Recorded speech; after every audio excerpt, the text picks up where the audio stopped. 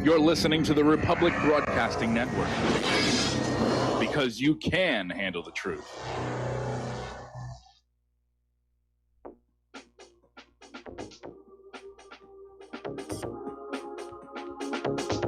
What Really Happened with your host, Mike Rivero. The history the government hopes you never learn. Here is your host, Michael Rivero. And aloha, America. Welcome to our show today. It is Friday, January 11th, 2019. Thank goodness it's Friday. Thank goodness it's Friday. Thank goodness it's Friday. And we have got a lot to talk about today. The phone lines are open, 800-313-9443. That's 800-313-9443. Sam is in our control room, twiddling the dials, keeping us out of trouble, ready to answer the phone when you call on in. Couple of quick program notes. Of course, this being Friday, the lovely Lady Claire will be joining us in hour number 3 with her unique perspective on the world. Monday, we're going to have a guest in our third hour, Frosty Wooldridge, who's going to be talking about the costs of illegal immigration, not just in monetary terms, but in terms of cultural erosion, the health risks, and so forth. So that's going to be a heck of a program. So tune in on Monday for that one here. Okay, speaking of immigration, as you know, the fight over the border wall is continuing, and Pelosi and Schumer are out there digging in their heels, and they're saying, not $1, not $1. You know, we'll be gosh darned if we're going to let Trump accomplish his signature victory. You know, we want him to go into 2020 as a complete and total failure, and we don't care how much we have to damage the nation to do it. Now, the Border Patrol chief, who is an Obama appointee, he served as Border Patrol chief under Obama, is out there saying to Trump, stay the course on the border wall. And Mark Morgan served for 6 months under Obama before being asked to step down by Trump when he took office.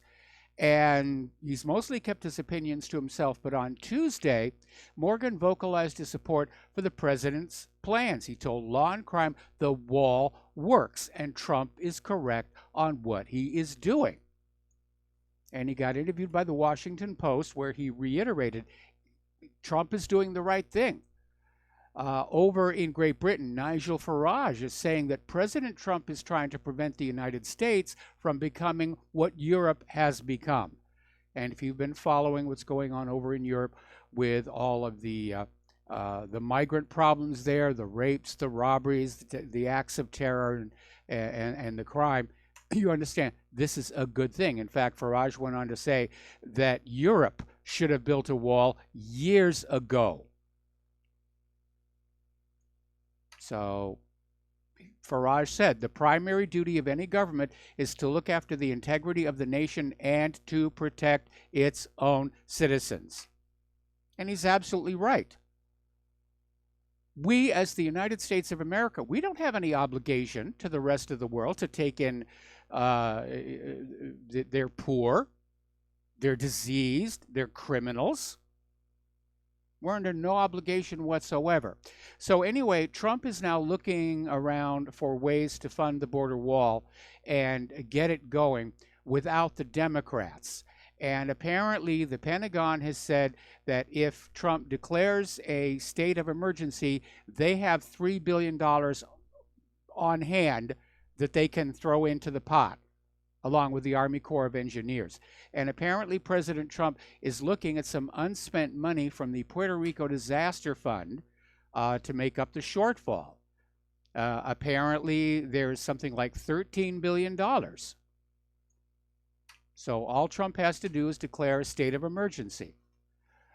Interestingly enough, Schumer and Pelosi are starting to lose the support of their own party. More and more Democrats are starting to say, yeah, we do need the border wall. And remember, back in 2006 and 2013, the Democrats were all saying, yes, we've got to secure our border, including a lot of the people who are attacking Trump, saying the wall is immoral. You know, it's a terrible thing. You know, we've got to just let all these people. Everybody in the world has a right to come to the United States of America, including MS-13 and drug dealers and rapists and, you know, people with bubonic plague. So apparently over on CNN, the chairwoman of the Democratic Congressional Campaign Committee, Representative Sherry Bustos, said, if we have a partial wall, if we have fencing, if we have technology used to keep our borders safe, all of that is fine. Democratic Senator Jeff Merkley of Oregon came on out and said some fencing is useful. Some barriers are useful. There's been a lot of surveillance technology. I've been to some cities on the border that have triple fencing and have more personnel and have the technology to see the people moving in the middle of the night. Democratic Representatives Eric Swalwell of California and Jerry Nadler of New York said they would support necessary funding and barriers.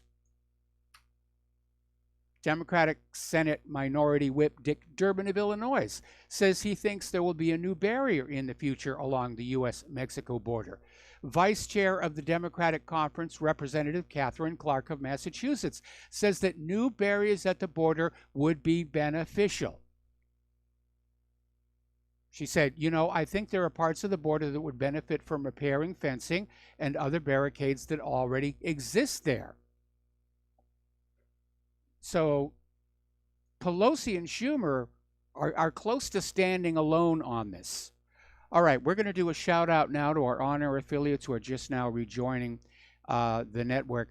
And you need to realize, again, $5.7 billion to the U.S. government is pocket change. It's less than 0.1% of total federal government spending. And Schumer and Pelosi are digging and saying, not $1, we can't do it, it's immoral. But then if you look at some of the other things the Democrats have spent money on, that were boondoggles, complete waste of money, but they went ahead and voted for it.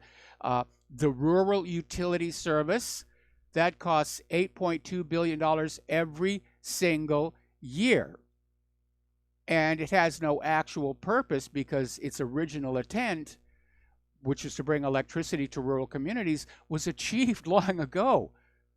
Everywhere has electricity. Now they're trying to repurpose to bring broadband access to small communities, but there's no indication that these towns actually appreciate the program. And the majority of its projects, like anything with the government, are not completed on time or within budget. Then there are the sugar subsidies. And it's kind of ironic. The Democrats are always talking about, diet and the health crisis and how bad sugar is, but Congress subsidizes the production of sugar and high fructose corn syrup. Eliminating the sugar subsidies alone would save $6 billion, enough to fund Trump's wall. And it would also have the added benefit of helping curb the nation's obesity epidemic, along with getting rid of food additives that make you want to eat more. Community development grants. These grants were created in the 1970s to revitalize failing American cities. The program has been plagued with dysfunction. The grants went to wealthy communities who really didn't need it. And if you got rid of that, that would save $15 billion over 5 years. Then there's the United Nations.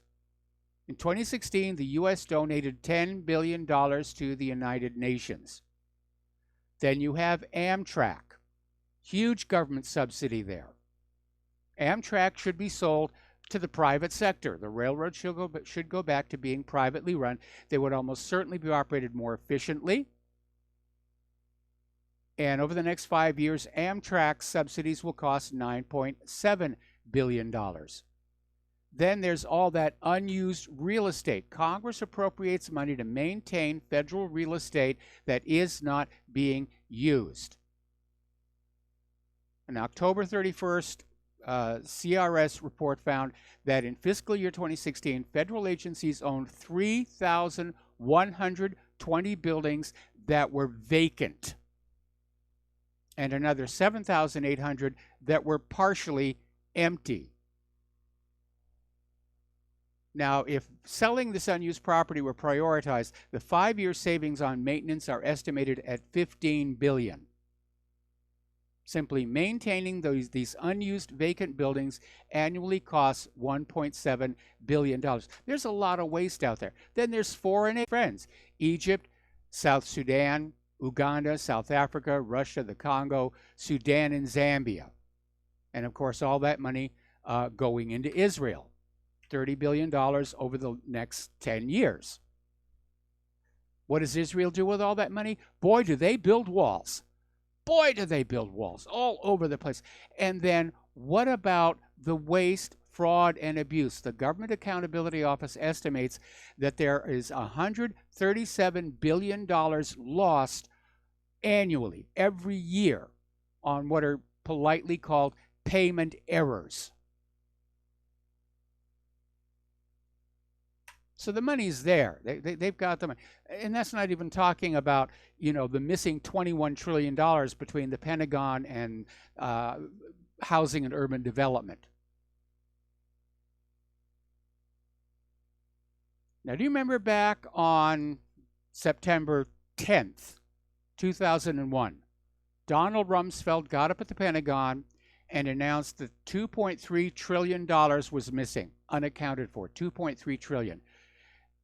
Should have been the economic scandal of the year, but of course the next day was 9/11, and Donald Trump, lucky Donald Trump, didn't have to deal with the aftermath, didn't have to deal with the media firestorm and the public outrage over $2.3 trillion with a T missing from the Pentagon. But just think about it. $2.3 trillion would pay for the entire border wall reaching from the Pacific to the start of the Rio Grande, and there'd be enough left over to repair all of our nation's infrastructure. All right, we're going to take a phone call here. Jim in Chicago, aloha. Welcome to the show. What's on your mind? Hello, Michael. What you just stated, I agree with. There's a lot of waste and fraud and everything else. But the last 2 years, and this is why I can't blame the Democrats so much, the last 2 years, the Republicans control the House and the Senate. So if they wanted to put a wall in the budget, they could have done so. One has to wonder why that was not, in fact, being done, and why, Trump wasn't pushing as hard then as he is now. I think, one article that I read, he's upset because the Democrats now control the House, which means they control the money. Look at the money that he was able to come up with when it came to the farmers. $12 billion for the farmers, and that came out of nowhere. And again, there's a huge amount of money floating around the government. $5.6 billion is nothing. This is no longer about immigration. This is Trump versus Schumer and Pelosi. And if, in fact, the Democratic leadership are abandoning their position, then Trump, at least politically, is going to win this one. Well, yeah, in that sense, I would agree with you. But the fact is, like you just stated, why did he wait until the last minute? He had 2 years to do this. He could have done it in the beginning of 2017. He absolutely could have done it in the beginning of 2017. He could have done it last year. And you raise an important point. Why wasn't it done? Why hasn't the election system been cleaned up? Why did he drop the ball on vaccine safety?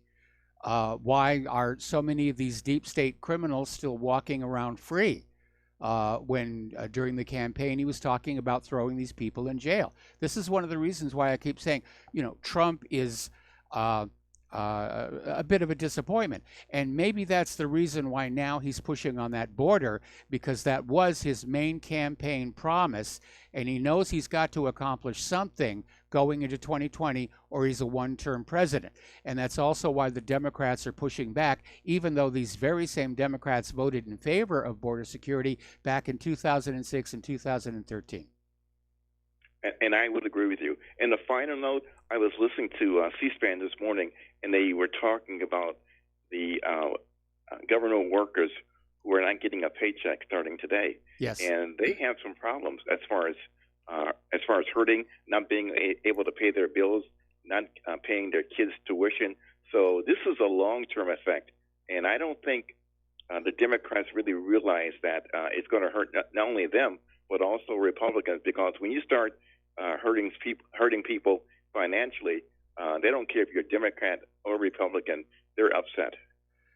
Well, they're going to be upset, and of course, what we're seeing in the corporate media is an attempt to say this is all Trump's fault, but it isn't. It's Schumer and Pelosi, and we all need to keep. I blame them also. I blame both sides. That's where I'm coming from.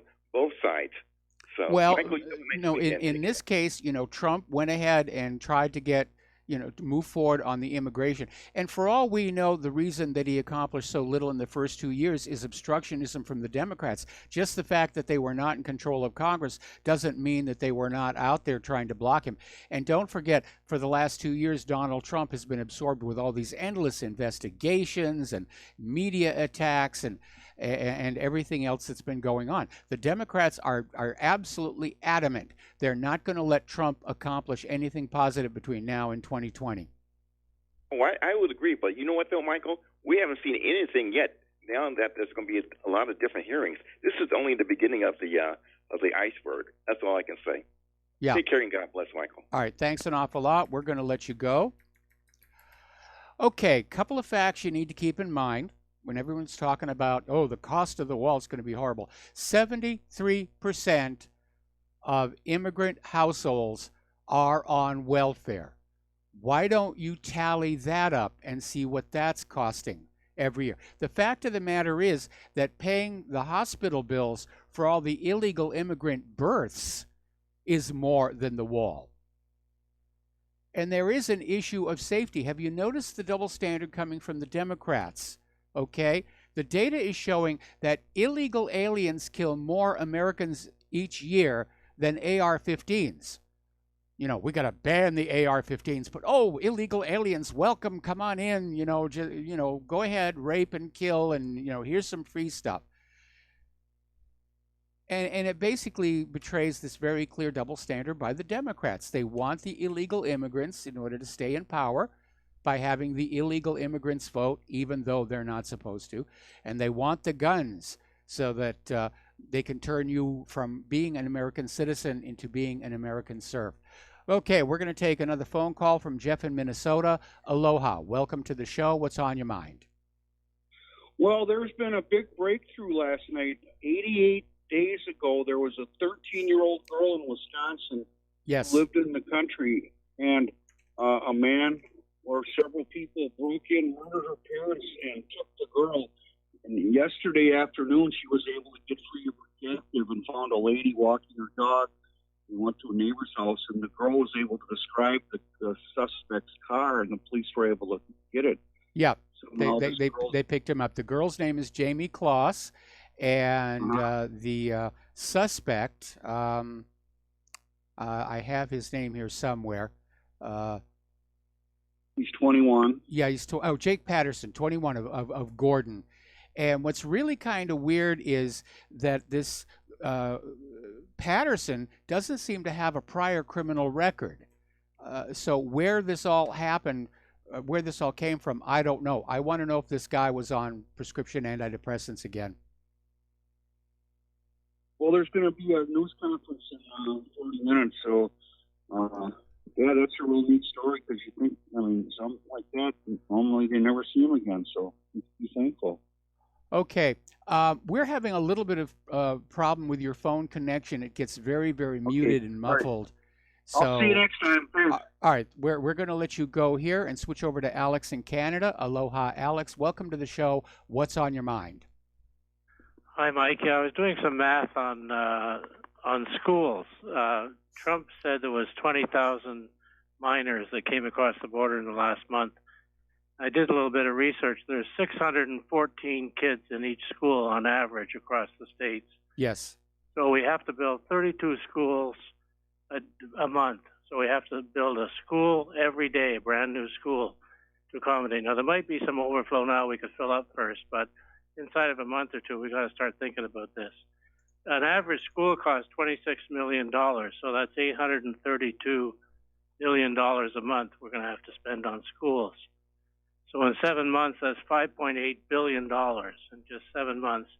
And that's not counting staffing the schools completely. Yeah, or the Not counting equipment, the the books, the lab equipment, yeah, so forth and so. Yeah, the numbers just don't add up. It's cheaper in the long run to build that wall. Alex, got to let you go. Got to take a commercial break. We'll be right back.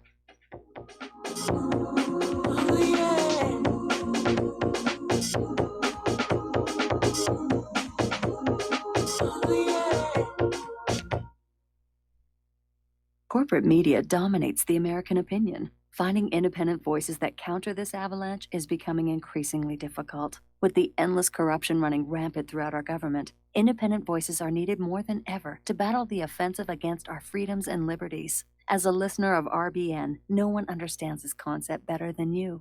Now it's up to you to do your part. The time has come for you to take action and begin broadcasting the truth to hundreds or thousands of people every month. Sound impossible? Quite the contrary. With pointed slogans from LibertyStickers.com, you can reach countless sleeping Americans unaware that they live in a real-life wonderland. LibertyStickers.com has a huge inventory of political bumper stickers and messages that reflect the truth about our government, our politicians, and the future of America. With so many in stock, there's one perfect for you. Visit us today at LibertyStickers.com. Again, that's LibertyStickers.com.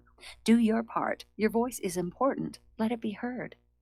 Folks, we're living in a world the likes of which we've never perceived any clearer than we do now. The plan for global governance has been in the works for generations and would have likely been achieved by now but for the fact that the globalists left open their Achilles heel. With all their tools, Federal Reserve System, fiat currency, no child left behind, and then Common Core education introduced to our schools to dumb us down, vaccines, pharmaceuticals to lobotomize us, GMO foods, insertion of compromised or bought and paid for politicians, judges, mainstream media propaganda, all pieced together like a puzzle designed to ultimately bring the world under submission. But with all their strategy, they forgot one thing: knowledge. And knowledge is power. With knowledge, their bombardment is nullified. Folks, with that, as brilliant and knowledgeable as you've become, among the wisest audience of any radio audience in the world, and you are, I want you to take a moment to reflect and ask yourself, how much of that knowledge did I obtain from Republic Broadcasting Network? How high has my consciousness been raised since I've been a listener? How fast am I now able to discriminate truth from fake news by being a Republic Broadcasting listener?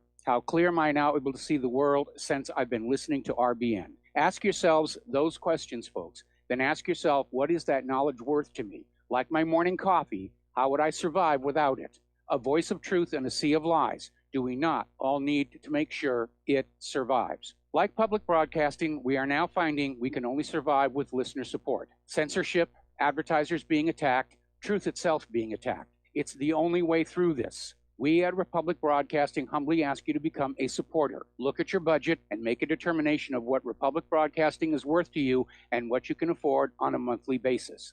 Go to republicbroadcasting.org and pledge $20, $30, $40, $50, if possible, $100 a month or more if it's affordable. Click the donate button and become a regular monthly donor. Assure both us and yourself that Republic Broadcasting truth will continue to flow like that morning coffee. The network thanks you. Well, they're stealing down on Wall Street and in Washington, too. You know, it makes me wonder, what's a guy on Main Street to do? I've always tried to be an honest, upstanding kind of guy. But I must admit lately, I thought about giving something else a try. Oh, I want to be a pirate. I want to sail the seven seas, yeah, I want to be a pirate. And aloha, America. Welcome back to the show. Now, the corporate media, of course, is still out there towing the line that open borders are good, that illegal immigrants are wonderful. We should just welcome them all in here, because, we need to keep our population up. As it turns out, birth rates have fallen in this country drastically. And right now, for the legal American population, birth rates are so low, we're not even replacing our own population. There are more deaths than births now, whether that's the epicite gene or what, we don't know. But anyway, the corporate media is out there pushing this whole idea that, this is all wonderful and we should go for it. Now, CNN yesterday called KUSI TV in San Diego, asking if one of their reporters would give them a local view of the debate on the border wall. And so KUSI sent Dan Plant, who's reported dozens of times on the borders, to basically go on and talk to people, all of whom said the border wall works. When they put the border wall up, a lot of the problems went away. CNN decided not to air that report. What they were hoping for was that people are going to say, oh, we don't want the wall. We love our illegal immigrants and all the rest of that nonsense here. Okay. Interestingly enough, Wednesday, Fox News anchor Bill Hemmer was talking to the chair of the Democratic National Committee, Tom Perez, and just asked him point blank, what changed? Because back in 2006 and 2013, Democrats were fully on board with border security and a wall. They, in fact, they voted for the Secure Border Act of 2006, which was supposed to build 700 miles of fence, of which only 33 miles actually got built. So I'd like to know where the rest of that money went. And Perez really couldn't come up with anything. Why the Democrats are changing their position, other than it's now Trump who wants a secure border. It's not about policy. It's about personalities. It's about Trump versus Pelosi and Schumer. Now, the corporate media is out there saying that if the government shutdown doesn't end immediately, America will be facing an economic nightmare. They are overstating the situation. Yes, there's pain for a lot of people. It's not the end of the world. It's not the end of the economy. What they're trying to do is make everybody feel sorry for all those federal workers who have been furloughed by the partial government shutdown, in the hope that we'll call up Donald Trump and say, please sign the spending bill so that all these poor people can go back to work at the airport grabbing our crotches. Well, if there's anybody we should be calling to say give in, it's Pelosi and Schumer. And as I mentioned at the top of the show, members of the Democratic Party are now coming out and saying, yeah, there's nothing wrong with a border wall. It would be a really, really good idea. All right, getting into other things, other domestic politics than the border wall and the shutdown here. Attorney Rudy Giuliani is out there saying that when Robert Mueller's final report comes out on the Russian collusion, that he thinks Trump's legal team should be able to review it for possible errors. And he was being interviewed with The Hill and said that Mueller's investigators should first give the report to Trump's lawyers for the review as a matter of fairness, so we can correct it if they're wrong. They're not God after all. They could be wrong. Actually, they could be lying, and they probably are. Meanwhile, Alexandria Ocasio-Cortez is struggling to explain how to pay for $40 trillion in government programs. I mean, she's out there proposing Medicare for all and, free stuff for here, free stuff for there. And basically, she was on Anderson Cooper on CBS 60 Minutes being interviewed, and they tallied up all of her proposals. It came to $40 trillion. And he said, where are you going to get that money? Remember during the campaign, somebody asked, how are you going to pay for all this? And she just said, we'll just pay for it.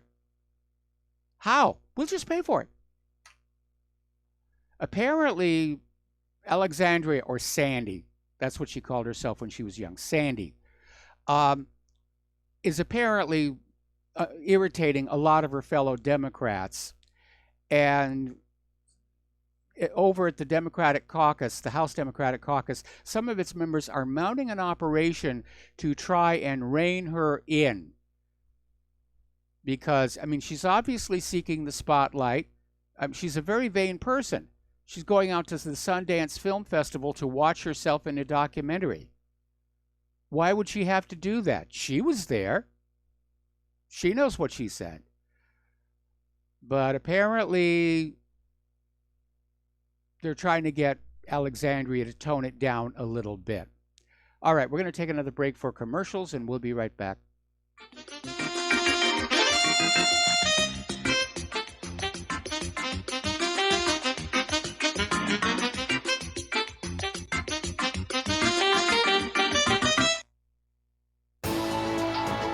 You are tuned in to the Republic Broadcasting Network. Visit our website by going to republicbroadcasting.org.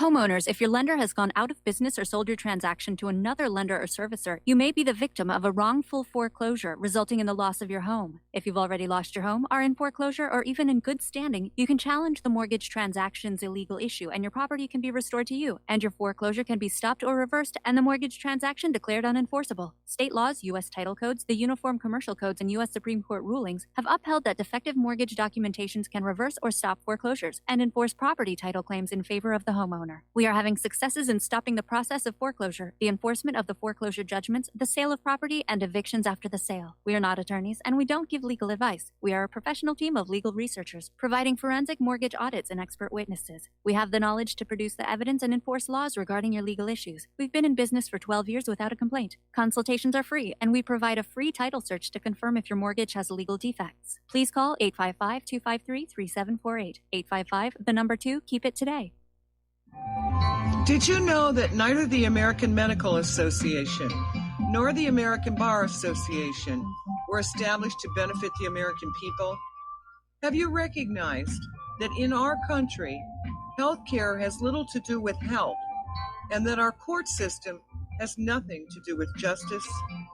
The priests of both medicine and law have been incentivized to implement a dark agenda on behalf of the Bilderbergers and their ilk. To protect ourselves and our progeny, we need to take a much closer look at how these two giant industries really work. Join me, Al Whitney, on In Defense of Humanity, Saturdays at 7 p.m. Central, as we expose the matrix and learn how not to consent to our own destruction. Without the right accessories, any guy can be off the mark. Whether you've invested thousands in your arsenal or you own a single trusted firearm, a visit to AROutfitting.com is in order.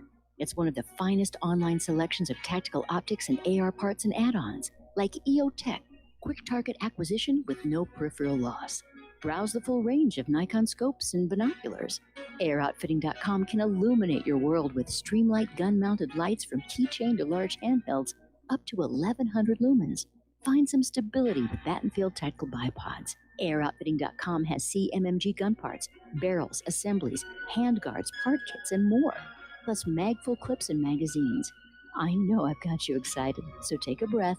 Head to AirOutfitting.com. The site's super easy to navigate and features a ton of technical info, including links to manuals. We also welcome vendor and manufacturer inquiries. Remember, if you don't see it, we can get it at AROutfitting.com.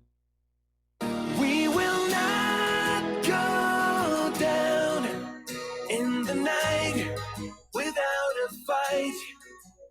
You can burn up our mosques and our homes and our schools, but our spirit will never die. We will not go down in Gaza tonight. And aloha, America. Welcome back to our show. So, turning over to Ruth Bader Ginsburg, the latest word we're getting is that she will probably not be able to attend the Supreme Court for all next week. And this is already kicking up a behind-the-scenes firestorm. There are rumors of imminent retirement. Obviously, the liberals want her to stay on until 2020, when they hope to capture the Senate in order to block any more conservative Supreme Court justices. But if Ruth Bader Ginsburg can't show up to the Supreme Court, at some point she's going to have to look in a mirror and say, I can't do the job anymore. She's in her mid-80s. I noticed on the corporate media, they're running all these puff pieces about how, she's over this latest bout of cancer, the surgery worked, she's cured, she's fine, she's going to go back to work. But eyewitnesses are saying the few times she's been seen out of her home, she's having to be helped in and out of cars. And I really do feel bad for her. Cancer is a terrible, terrible illness. And maybe I'm being hypersensitive because Claire and I lost more than a few people to cancer just this last year. But obviously over at the White House, they're looking at a short list of potential Supreme Court nominees. Basically, they're using the list that was left over from Kavanaugh. And the liberals are just figuring, what can they do to prevent this from happening? And apparently one of the nominees on that list is a woman, which is going to make it harder for the liberals to attack her going into that confirmation hearing. But it will be a fight, and it will be a three-ring circus thanks to the Democrats. But at this point, it's almost like they're going to strap Ruth Bader Ginsburg to that dolly left over from Silence of the Lambs, and they'll just wheel her into the court and set her up and say that's just fine. Blink your eyes one time for guilty and 2 times for not guilty. As you know, there's a new movie out called Vice, which is supposed to be a humorous and lighthearted telling of the career of Dick Cheney.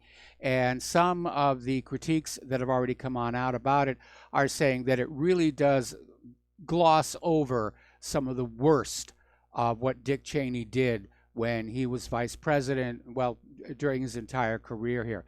Interestingly enough, apparently Ivanka Trump and Jared Kushner went to a West Palm Beach theater to see the movie, and they walked out about halfway through with their Secret Service security detail. No explanation why. They may have found it wasn't entertaining, or they may have just been concerned about this film being an attack on Republicans in general, which I'm certain is why Hollywood came out with this movie at this particular time, to bash the Republicans. Is there going to be a remake of the Watergate story, to get Richard Nixon out there again? Anyway, over in Los Angeles County, and we mentioned this before, Judicial Watch has signed a settlement agreement with the Los Angeles County to remove inactive voters from the voter rolls. It turns out there are more registered voters in Los Angeles County than there are American citizens. Imagine my shock. And of course, all of those registrations can be used to commit election fraud. So Judicial Watch continues to do some really excellent work about that. All righty. Now, here's an alarming article. This is out of Patriot Rising. Congressional Democrats are now on the warpath. They want to completely change the election rules nationwide to make sure they can never lose again. This actually goes back to 2016 when they went on the warpath against voter ID laws, which make it possible for people who are in those voting stations to verify that the person casting a ballot is a legal American citizen entitled to vote. And the Democrats, of course, were screaming, racist, it's racist to force them to show an ID. Try using that one when you get pulled over by a traffic cop and they want to see your ID. Oh, you're being a racist. Not going to work. Or you go into a bottle shop to buy a bottle of wine. They want to see your ID. Oh, you're being a racist. You're not going to get your bottle of wine. Only in this voting area do Democrats say that being required to show an ID, a photo ID, is somehow racist. And they did succeed in getting voter ID laws struck down in a lot of states. And in all the states where they got those voter ID laws struck down, Hillary won. And in those states that had voter ID, Trump won for the most part. And now they're talking about getting rid of the Electoral College. But that's going to take a constitutional amendment. And they're never going to get that one past 3/4 of the states.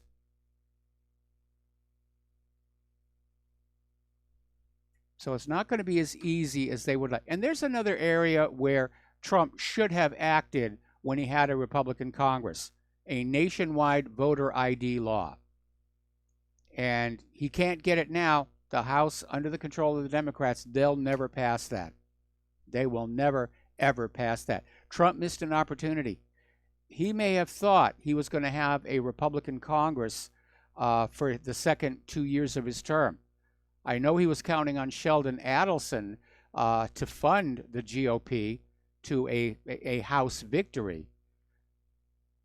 But Trump just didn't understand how the illegal immigrants were being used to flip districts from Republican to Democrat. He should have been paying attention, and he wasn't. Okay, article out of Consortium News. Are neocons an existential threat? And they're basically talking about how neoconservatives have damaged American national interest more than any other group in modern history. They've done more harm than the communists pursued by Joe McCarthy, more than the yippies of the 60s, more than Nixon, more than Iran-Contra. The neocons have plunged the U.S. government into extraordinarily ill-considered wars, wasting trillions of dollars, killing hundreds of thousands, if not millions of people, and destabilizing large parts of the planet, including the Middle East, much of Africa, and now Europe. There is a swelling hatred against America and a deformed U.S. policy elite that doesn't really seem capable of formulating coherent strategies anymore. And I've been saying that for a long time. It feels like America's foreign policy, it's just fragmented. It's just all over the place. And this all goes back to the Project for the New American Century, which was this neocon think tank that came on out and said, well, the United States is the world's only remaining superpower. We should act like it and just take over the planet, and it's going to be 100 years of unending war, but in the end, it'll be worth it for those of us who are still alive, of course. Interestingly enough, it looks like Donald Trump has in fact put his foot down regarding Syria. And the U.S. military has confirmed that troops are starting to leave Syria. And the comment is coming on out here that we don't take orders from Bolton. And it looks like basically Trump said, I'm pulling the troops out. Bolton and Pompeo said, no, you're not, until we say so. And apparently Trump came on back and said, I'm saying so, and it's going to happen right now. So that whole situation's in play. Here's the bottom line. Both John Bolton and Mike Pompeo are insubordinate. They refuse to implement the directives of the President of the United States of America, and they basically went on out with their own version of foreign policy regarding Syria. Trump is justified in firing them, and I think he should. And get some people in there who are not war hawks, who are willing to basically say, I'm going to work with the president to try and get this war insanity under control before we have mushroom clouds all over the place.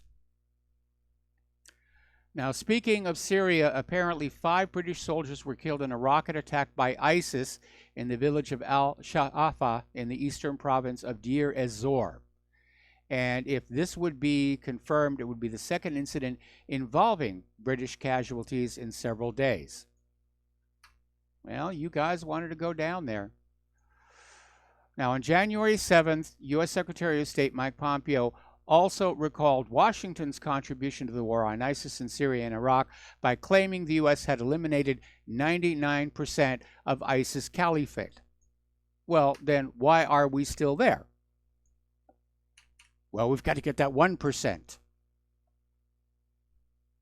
Actually, the goal in Syria has changed again. I'll get to that in a minute here.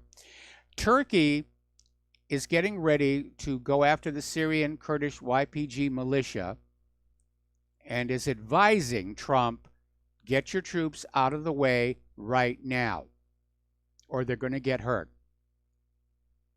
And it's tough talk, but Erdogan is proving himself to be a wild card. You know, he's the loose cannon on deck. And nobody's really sure what he's capable of or not capable of doing here. People are still talking about Mike Pompeo's speech at the American University over in Cairo, where he basically made the case for a continued U.S. intervention in the Middle East.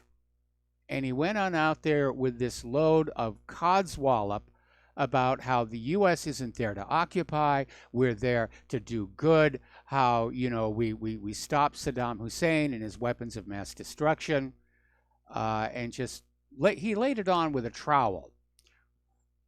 Mike Pompeo is out there basically saying that the new goal in Syria is to expel every last Iranian boot. And he's out there trying to reassure Middle Eastern nations that it was not withdrawing from the region, despite what the president says. Oh, pay no attention to him. He's just the president. He doesn't know anything. He's not in control. We are. Mike Pompeo went on to say that the U.S. will not accept a major Hezbollah presence in Lebanon. And basically came on out, said that the U.S. goal is to expel Hezbollah from Lebanon. Now, there is a small problem. Hezbollah are Lebanese. They are all Lebanese. They're not from Iran. They're not from Syria. They're not from Iraq or anything like that. There's no place to expel them to. And it's probably because of all of this stuff that a lot of people came on out and said that Mike Pompeo's Cairo speech was just historical imperial hogwash. An arrogant tirade extolling the U.S. as a liberator, not an occupier, a defender, not an aggressor, a depiction that runs totally counter to the sordid U.S. history of invasions and occupations all over the world. Translation, nobody was fooled by his bovine excrement here. Over in France, the Yellow Vests continue to protest. They are targeting EU flags. They're tearing them down, setting them on fire. They're making it very clear. One of their new demands is they want out of the EU. All right, we're going to take a phone call here. Jennifer in Texas, aloha. Welcome to the show. What's on your mind? Hey, how you're already saying that, and I've been agreeing with you that, Trump needs to use his presidential brass knuckles. But, I started thinking, say that he does things that, need to be done and we all want to be done. But then the next president comes along who's liberal and crazy and, goes, 5 steps further. So say he, declares a national emergency, has his wall built. What if the next president, declares climate change a national emergency and does, all kinds of stuff we don't want done? Are you worried about that, or do you think they might do that anyway? Well, they're already doing it. They're already doing it under the rubric of human-caused global warming.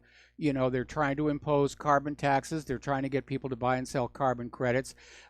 They're basically using human-caused global warming as justification to impose stricter and stricter controls on how we live our lives. Where we live, how much gasoline we're allowed to have, what size cars we're allowed to have. And it really is quite tyrannical, and it's all based on a hoax. And frankly, you should see what's happening all across Europe, and is starting to happen here in the Midwest, because if there's human-caused global warming out there, we need some of it right now. These people are getting buried. So what are we going to do if that happens? Because I still live in Texas still, where you can still collect, rainwater, but that's just kind of a scary thing that's probably going to happen in the future. Well, government is always going to expand. They're always going to justify that expansion by finding more things to control in your life. The EU is a good example. It supposedly started out simply as a free trade, free travel zone, and over the years, Brussels has just grabbed more and more authority and more power to the point where some of it's pretty ridiculous. Like in supermarket produce shelves, the produce has to all be within certain size limits, and everything else gets thrown away. I mean, it's just utterly ridiculous stuff. And that's one of the reasons why so many of the people in Europe are saying it's time for it to go. Now, getting on back to the issue of the president, whatever a president and a Congress does, unfortunately, can be undone by a following president and Congress. And that is one of the weaknesses of our system, especially when you have a two-party system that is constantly at war with each other. Mind you, when this country was started, there was no two-party system. There were all kinds of different parties, and they were all coming in with different agendas, and they would basically have their conflicts, if you will, out on the campaign trail. Well, now, unfortunately, we have these two vested so-called traditional political parties who are weaponizing the government against each other at the expense and inconvenience of the American people. Well, that's what I'm getting really afraid of. So I guess you are too. But I'm concerned. I'm not afraid. I get your opinion on that. Thank you very much, Mike. All right. Thanks an awful lot. We got to let you go and do some more commercials.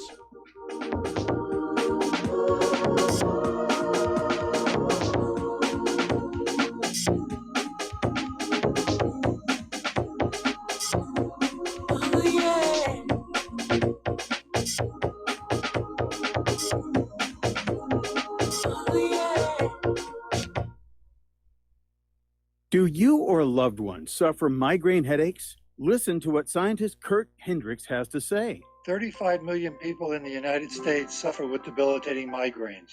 If you or a loved one are one of them, you need to know about MigraLief. Hi, I'm Kurt Hendricks, the scientist that formulated and patented the MigraLief migraine formula.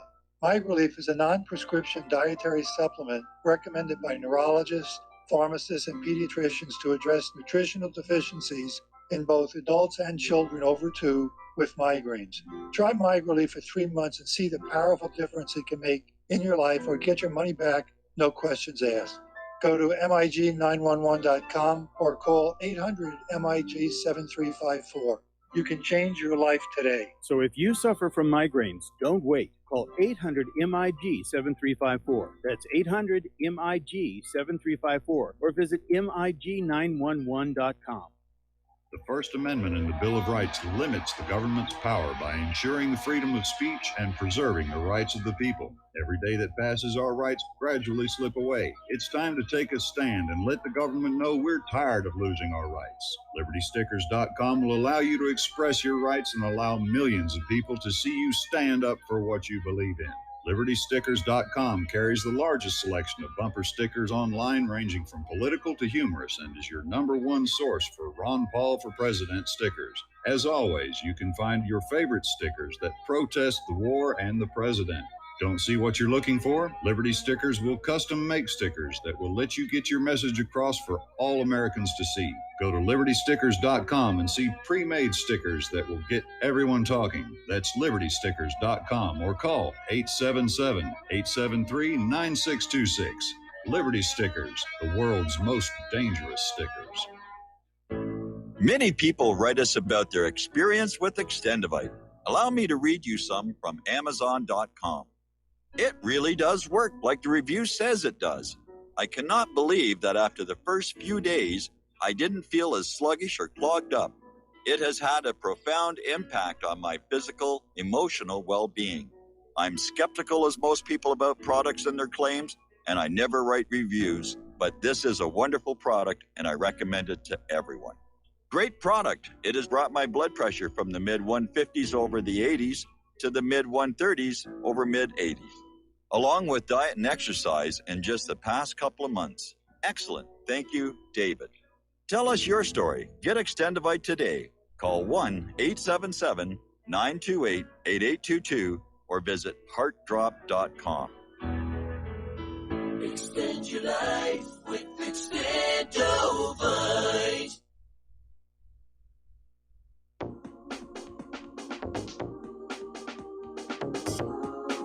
What really happened with your host, Mike Rivero. Join Mike on the air. Call toll-free 800-313-9443. 800-313-9443. And aloha, America. Welcome back to our show. We're going to go to the phones here to Terry in California. Aloha, Terry. Welcome to the show. What's on your mind? Hey, Michael, when Pompeo says he's going to make sure that Hezbollah is eliminated from Lebanon, what he's saying is he wants to get rid of all the opposition for Israel to be able to come in and invade Lebanon. take what they want, take the water rights. Is just a roundabout way of saying it. Yeah, that's exactly what he's saying.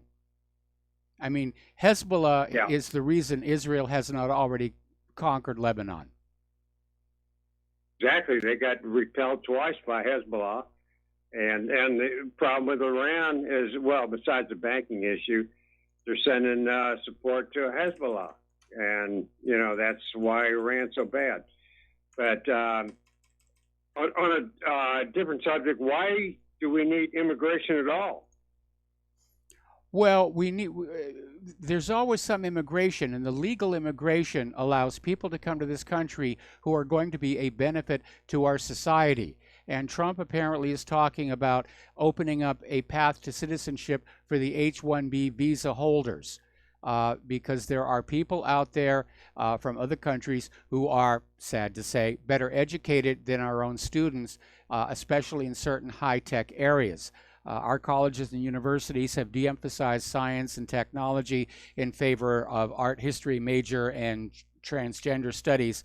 So we do need some of these people to come on in, and they do provide a benefit to our society. The problem is the illegal immigrants tend to be from the other end of the sociological spectrum. These are people who can't make it in their own country. In many cases, these are people who are fleeing prosecution. They're carrying dangerous contagious diseases, and now they're being lured up here by the fact that California and New York are going to have free health care for illegal immigrants.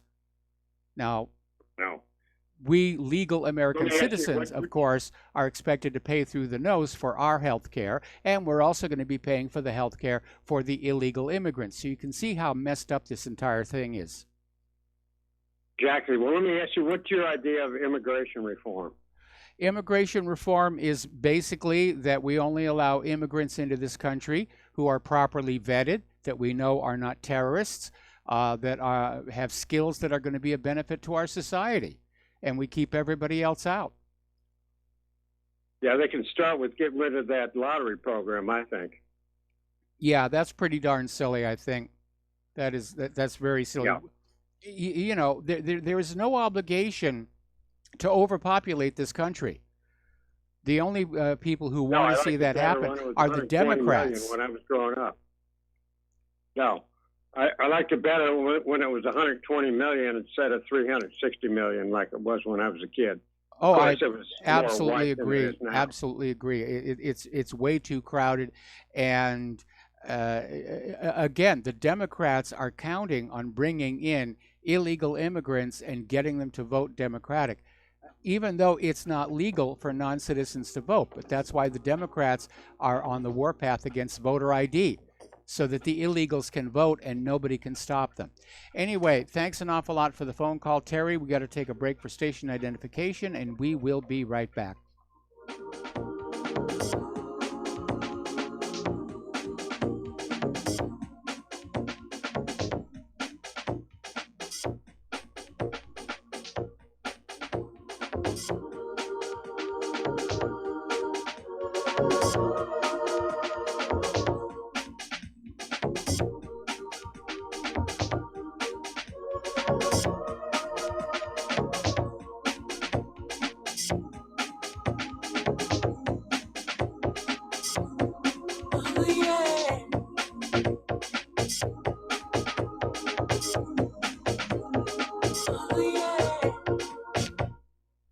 Ladies and gentlemen, J.R. Moore here. As most of you know, my regular listeners, I offer energy cleaners for sale at my website. If you don't have a clue what I'm talking about, go to my website, thelibertyman.com, educate yourself about these marvelous healing devices. We focus on pain mitigation and getting a great night's sleep. Arthritis pain, joint pain, back pain, doesn't matter. Keep in mind, I offer from me to you personally a 30-day money-back guarantee. That's what I do. Energy cleaners, $285, shipping included to American zip codes. You can educate yourself all about the energy cleaner right there at my website, the patent application, the wonderful testimonials. Be sure and check out the factory-made fitted mattress pads to go with the energy cleaner. Now, I offer from me to you personally a 30-day money-back guarantee. That's what I do. I have a toll-free order line, or you can order it right at my website at thelibertyman.com. The toll-free order line is 800-592-9543. I say again, 800-592-9543. Thank you. You're listening to Republic Broadcasting Network, because you can handle the truth.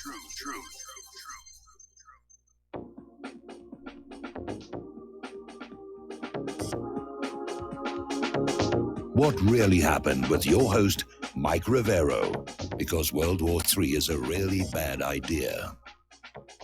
Here is your host, Michael Rivero. And aloha, America. Welcome back to our show, hour number 2. The phone lines are open, 800-313-9443. Now, we're talking about the Yellow Vest protesters, and as you know, they are trying to start a movement for all of the French people who support them, which polls say are about 80% of the French population support the Yellow Vest, to basically pull all their money out of the banks, to basically trigger a bank run.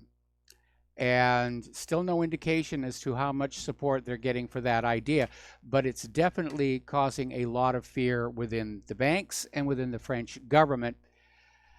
And as of right now, the globalist opponents of the Yellow Vest movement, they're starting to pour money into Macron's police so they can buy more tear gas, more rubber bullets. And apparently France is now officially banning any and all Yellow Vest gatherings. So, folks, time to buy some red vests, I guess. Yeah, we can gather here. These are red vests. They're not yellow vests. But, I mean, basically, France is getting rid of any idea of democracy or freedom of speech or freedom of assembly. They're turning into a dictatorship. Now, the other day we were talking about the situation up in Canada where the Jewish National Fund had come under serious criticism because it was using some of the money that it was raising to fund infrastructure for the Israeli Defense Forces, which violates Canadian law. Well, apparently it was considered serious enough where the Canadian government is now conducting an audit of the Jewish National Fund to see how much of their charitable fundraising really went to charity and how much of it went to supporting the IDF. Now, we were talking about how down in the Senate, this pro-Israel S1 bill, which was about criminalizing BDS and sending more money to Israel, and they put it on hold because they realized the optics looked bad. Here you have a partially shut down government. You have all kinds of problems here in the United States of America. And the very, very first thing the brand new Senate does is pass a bill for Israel. For Israel. We must serve Almighty Israel. And the bill was voted on last Tuesday. It failed. McConnell actually tried to shove it through for a second vote. It failed again. And Rubio is out there saying the bill is crafted to help Israel. And he's also opposed to the Trump troop withdrawal from Syria because that would hurt Israel. So apparently Rubio's attitude is, who cares if Americans are being killed in Syria? We must serve Israel, Israel, oh Israel. Which leads to this article out of Information Clearinghouse. Americans need a Congress that represents Americans. And this article focuses right on Marco Rubio, who claims to be a representative of Florida Republicans, but very clearly is out there representing the interests of Israel. No man can serve two masters, remember? And it's very obvious which one Mark Rubio is serving. And by the way, Marco Rubio and his colleagues, they need a refresher on that First Amendment. Because this bill that they're pushing to criminalize BDS it's unconstitutional. And if it goes to the Supreme Court, and it should go to the Supreme Court, it will be struck down as unconstitutional. Now, First Amendment rights belong to the people, not to the government. They're not allowed to modify it. They're not allowed to impose their views on the people or punish them for expressing views the government disagrees with. 2 federal courts recently affirmed this, blocking laws in Arizona and Kansas that penalized individuals and companies for boycotting Israel. And this principle was famously tested back in the McCarthy era, when many state laws required government employees to declare in writing they were not members of the Communist Party or other subversive groups. If they failed to do so, they would lose their jobs. Okay, we're going to grab another phone call. Art off the grid. Aloha. Welcome to the show. What's on your mind? Hey, Mike, talking about this, what they got going on over there in France. I'm kind of curious, and it's amazing to me how many people don't seem to think this is of any kind of concern. Because, they're like, oh, well, we had a depression over here after the run on the banks here, and it didn't do anything. It really didn't have any effect on anybody except ourselves. And, hell, we just went to war to solve that problem. Okay, well, yeah, sort of, kind of, but not really. Here's how this works out. Back then, we didn't have a global economy like we have now. So, folks, I want you to think about something. If they have a run on the banks over in France, and the result of that is anything even remotely resembling what we had in 1929, 1930, which led to the Great Depression here, this is going to be a global impact. Now, Mike, what do you think is going to happen here if they do it? It all depends on how many American financial institutions are linked to those French banks, and to what and how much of an effect the withdrawals actually have. There are too many uncontrolled variables here to really be able to say what's going to happen. I think the model, though, is not 1929 so much as 2008, and there'll definitely be a scramble to keep everything looking good and keep it functioning. But at this point, France is obviously concerned enough about the possibility of a bank run that they're starting a crackdown on the yellow vests. And by the way, as a postscript, did you know here in the United States, it's actually illegal to call for a bank run? They already have a law against it. You cannot go out as a form of protest and say, Deutsche Bank is committing all these crimes and all these swindles here. I think we should have a bank run on them. They're going to arrest you. I didn't know that was illegal here. Yep, it is. Wow. Hey, learned something new, Well, that one anyway, needs a First Amendment challenge as well. I'm curious because if this has any real significant impact globally, boy, we could be in for one hell of a rough ride. Anyway, just keep this in the back of your thoughts, folks. Be watching, be wary, be ready. Make sure you got the 3 Bs, because if you ain't got the 3 Bs and this thing goes really bad, somebody's in some deep S. Anyway, have a great one, Mike. We'll talk at you later. All right, thanks an awful lot here. And we're going to do a shout out to our on-air affiliates who are just now rejoining our network. Angela Merkel decided that it was time for her to visit Greece. Maybe she wanted to get out of Germany and get away from all the screaming and yelling about the open borders here.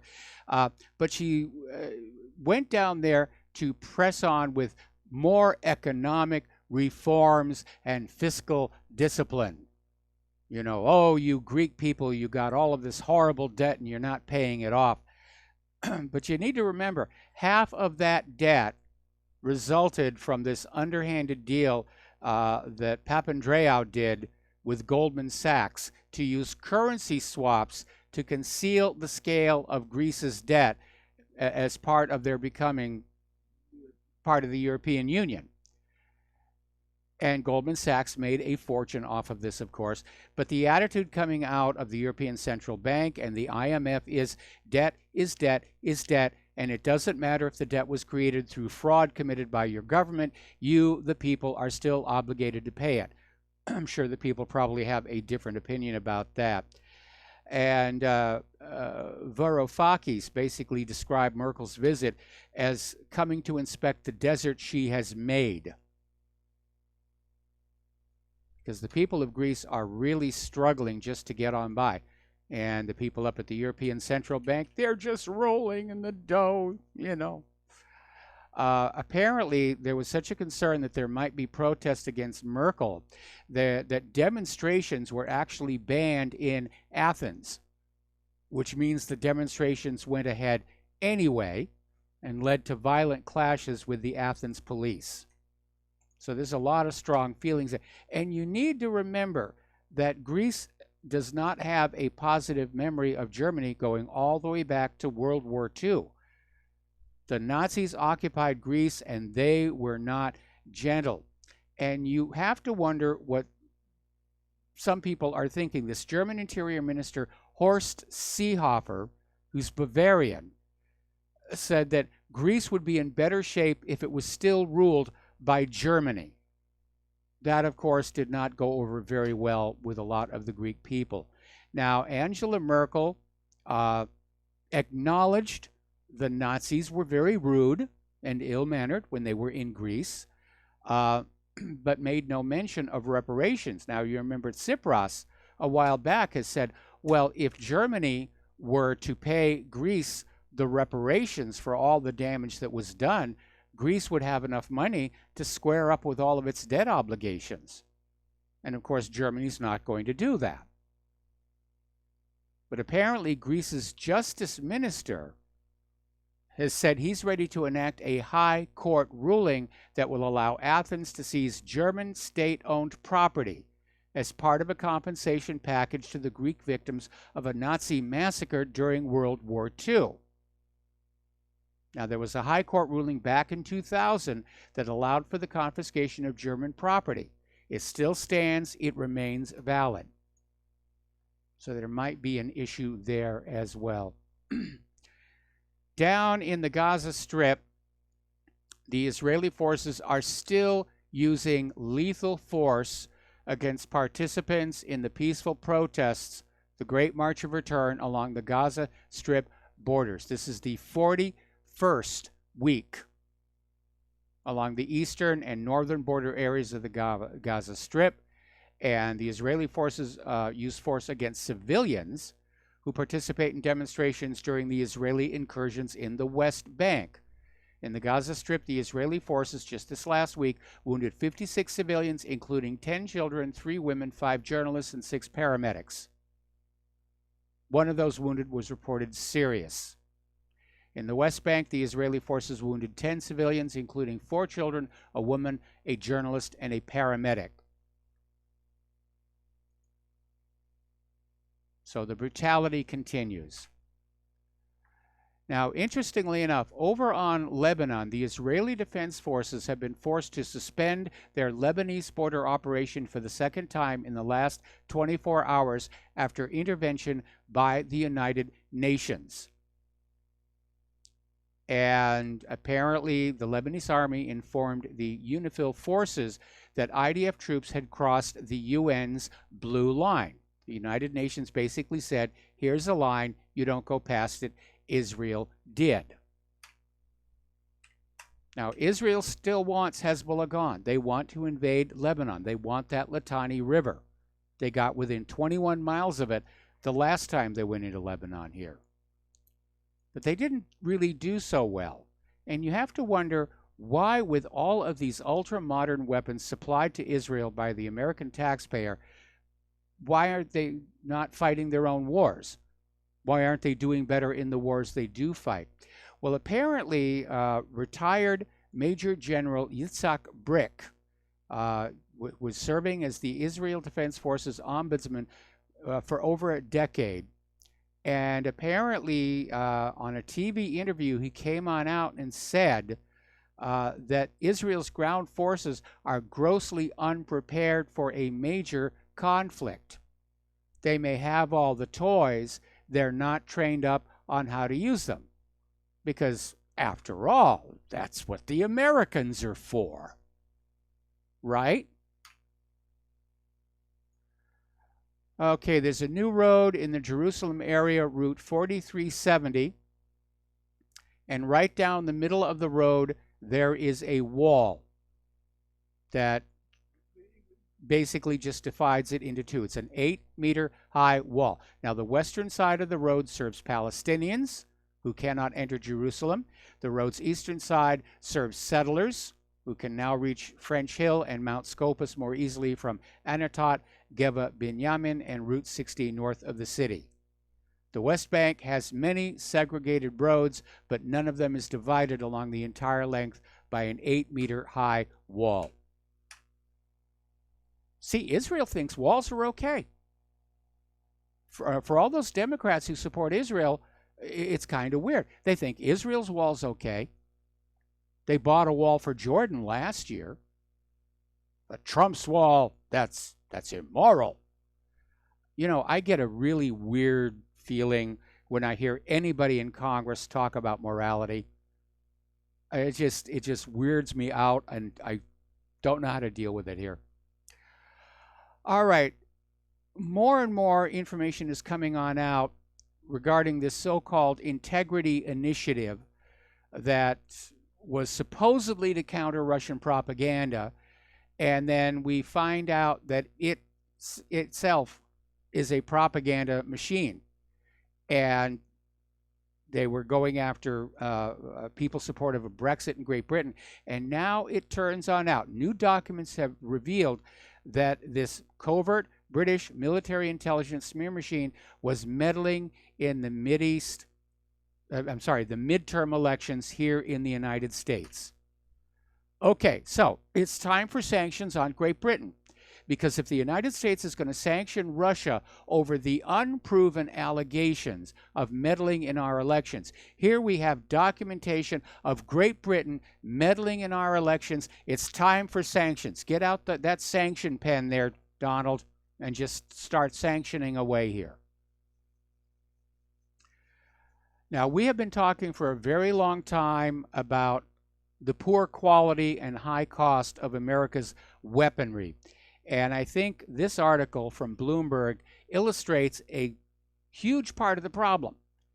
The United States Air Force has accepted the first 8 of 179 planned KC-46 aerial refueling tankers. It's a $44 billion program.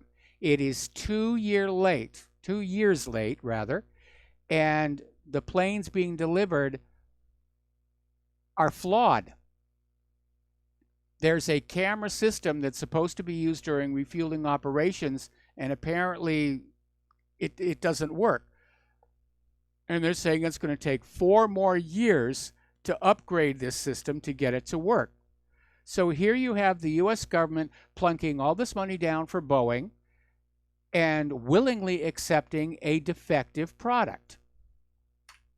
And I'm very concerned for the crews who have to fly that plane and operate that refueling system. Now, turning to the economy, there's a story that just came on through here from foreign press, not here in the United States. You're not going to see this on the U.S. media. But basically, the foreign press is saying right now the United States is at a very high risk of recession. And part of it is the trade war. Part of it is the shutdown. Over at the Federal Reserve, Chairman Jerome Powell is expressing concern about the ballooning amount of United States debt. Well, Chairman Powell, the reason the United States is hopelessly mired in debt is because of the Federal Reserve, which by design produces more debt than money with which to pay the debt. So Powell is out there saying the debt is a long-run issue we definitely need to face, and ultimately we have no choice but to face. The translation being, you, the American people, have to give the Federal Reserve even more of your money. By the way, the latest word now is because of the economic realities, the Federal Reserve has now taken the expected March rate hike off the table.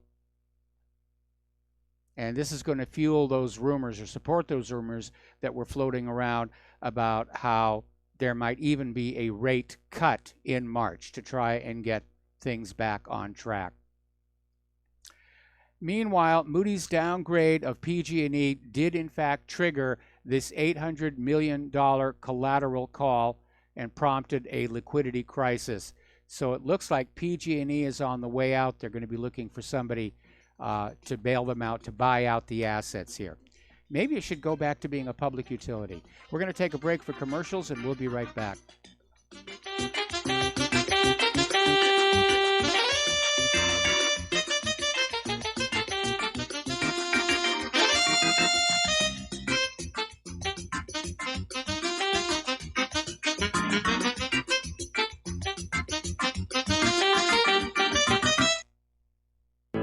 Many people tell us about their experience with Extendivite. Just listen to what Glenn has to say. Prior to taking it, I had diabetic neuropathy. The Extendivite reduced that significantly. Acid reflux was reduced. I had athlete's foot, very severe. Trimmed that down to about 75%. Dandruff, almost completely gone. I had occipital neuralgia at the base of my skull. I was having migraines, reduced by about 90%. Heart palpitations, my heart would kind of stall out. I would skip a beat. Very uncomfortable. And when walking from downstairs going to sleep, by the time I got to the bedroom, which is just one flight of stairs, my heart was pounding, coming out of my chest. My vision was blurry. This completely solved that problem. Great product. Thanks.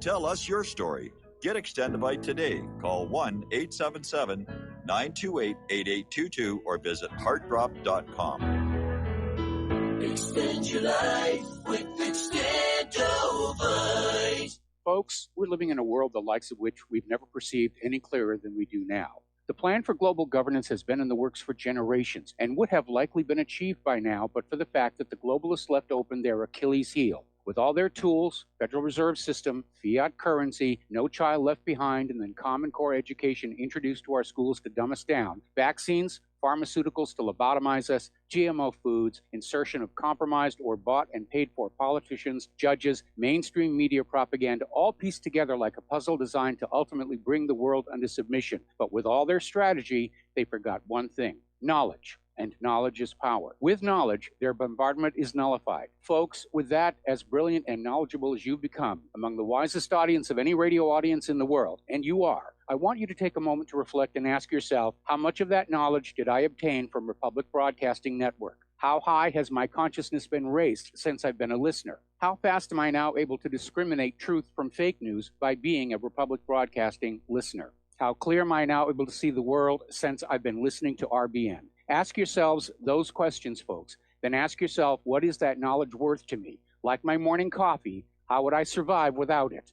A voice of truth in a sea of lies. Do we not all need to make sure it survives? Like public broadcasting, we are now finding we can only survive with listener support. Censorship, advertisers being attacked, truth itself being attacked. It's the only way through this. We at Republic Broadcasting humbly ask you to become a supporter. Look at your budget and make a determination of what Republic Broadcasting is worth to you and what you can afford on a monthly basis. Go to republicbroadcasting.org and pledge $20, $30, $40, $50, if possible, $100 a month or more if it's affordable. Click the donate button and become a regular monthly donor. Assure both us and yourself that Republic Broadcasting truth will continue to flow like that morning coffee. The network thanks you. What this country is coming to, I sure would like to know.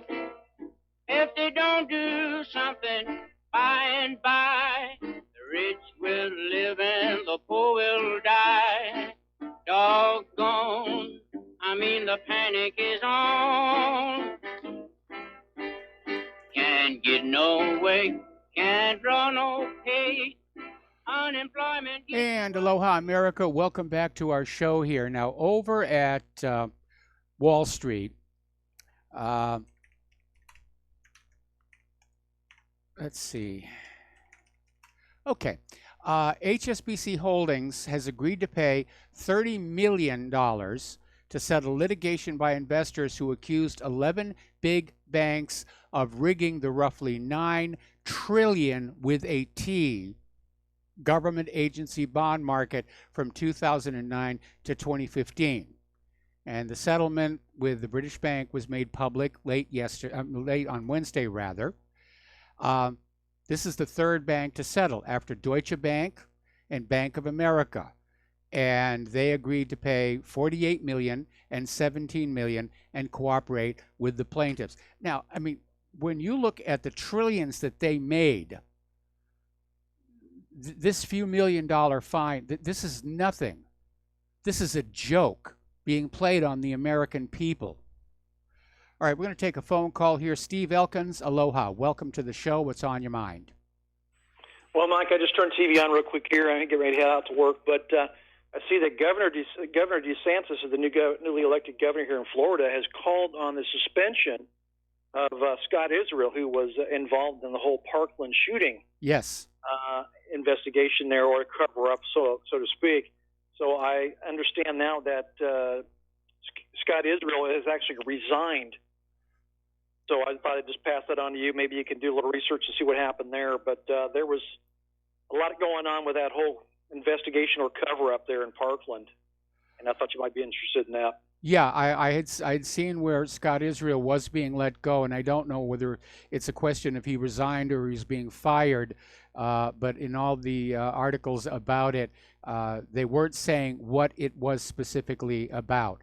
But that may emerge in the coming weeks. That's it for me, Mike. Have a great show. All right, thanks an awful lot. We're going to let you go here. Getting on back here to the economic news, AT&T is planning yet more layoffs, even though they get tens of billions of dollars in tax breaks and government favors. And these telecom monopolies, again, it's another racket.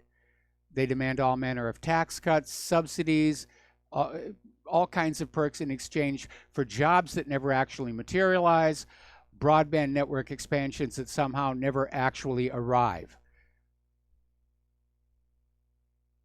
And it's all politics here. Now, as you know, the corporate media has been screaming about how wages and salaries are going up in the United States of America. And that may or may not be true. We get lied to so much about the economy, it's kind of hard to know. But for the moment, let's stipulate that it's true. It's not necessarily helping the average American because the cost of living is rising faster than the wages and salaries. And so the standard of living continues to decline. And the message goes forth from Wall Street to all America: you must make do with less so that we can have more. You must make do with less so that we can have more. You must make do with less so that we can have more. Turning to more immigration news, Mexico is reinforcing its southern border due to reports of yet another migrant caravan forming in Central America, which is set to leave within days, heading for the U.S.-Mexico border. And Mexico's Interior Secretary, Olga Sanchez Cordero, said the country's 12 entry points and 379 known illegal crossings will be strengthened to stem the flow of migrants crossing into the country. Now, if you look at Mexico's southern border, they've got a nice fence down there, a really solid one. So they want this situation under control. We've mentioned recently that a lot of these migrants who are showing up at the United States are carrying serious illnesses: drug-resistant tuberculosis, scabies, HIV, H1N1, one known case of bubonic plague. And here is where it gets a little weird. This is a story out of Rense.com. Apparently, the CDC is taking these seriously ill migrants and they're flying them into the United States to U.S. hospitals for treatment. Now, I'm sorry, these people are very ill. Some of these people were ill before they even headed for the border. They heard that there was free medical care for illegal immigrants up here. Why are we on the hook for this? And you know, they're talking about these illegal children, sick children, and the kids get very ill, and the parents try and sue the United States government. They were the ones who chose to bring those kids here. We have got to stop handing out the free stuff. That's what's drawing the illegal immigrants here. All right, we're going to take another break for commercials. We will be right back.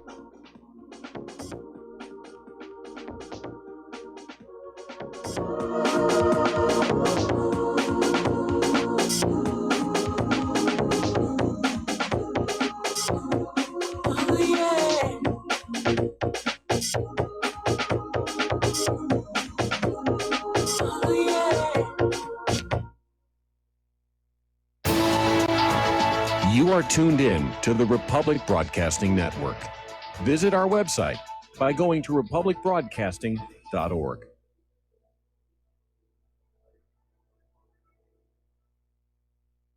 Homeowners, are you in foreclosure, expecting to be served with a foreclosure lawsuit, or suspect your lender has coerced you into an illegal mortgage transaction?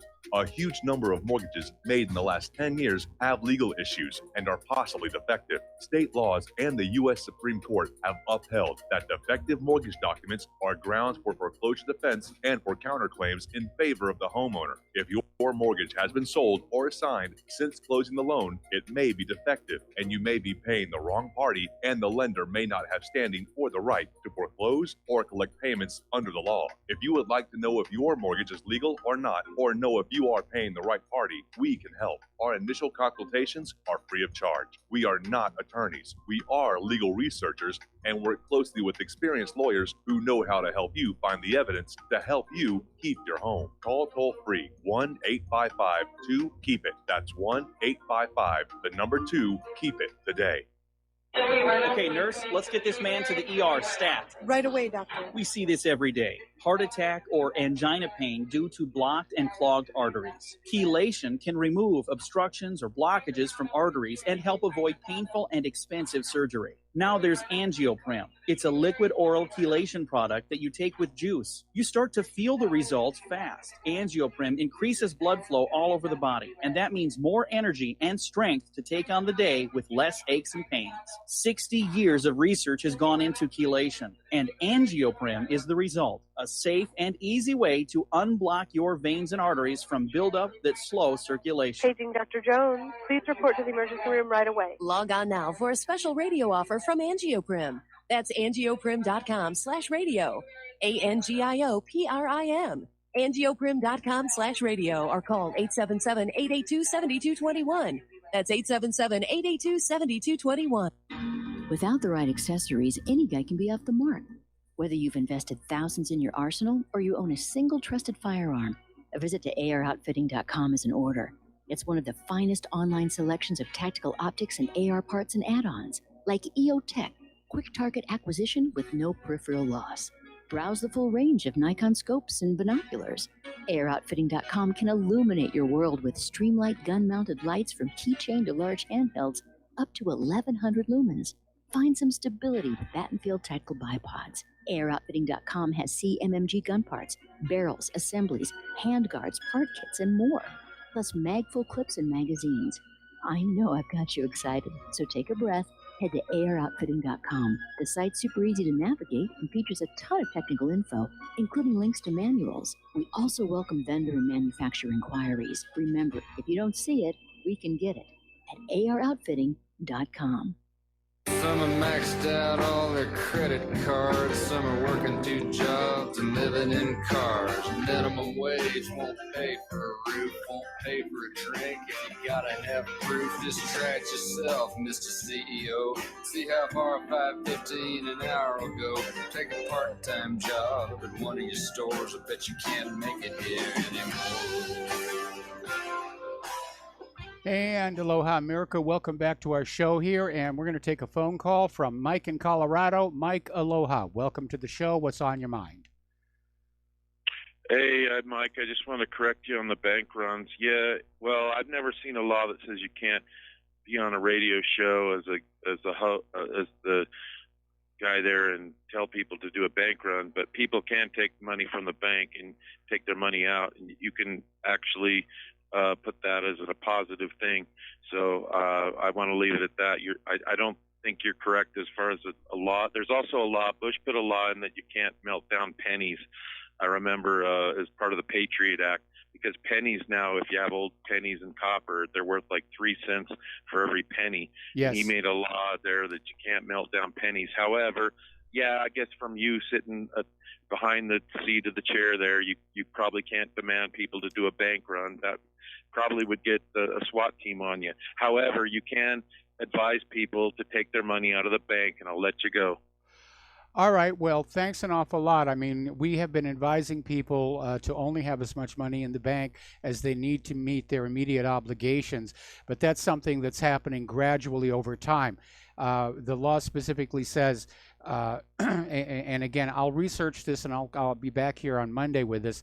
The law says trying to organize everybody to pull their money out of the bank on the same day is illegal. And I don't know why Bush put in a law about melting down the pennies, because there's already a law against defacing the public currency, of which obviously the coinage is part of that.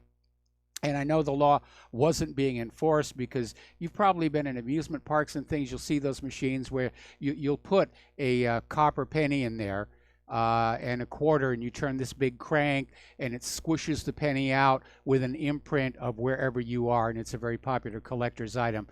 Nobody ever really screams about that.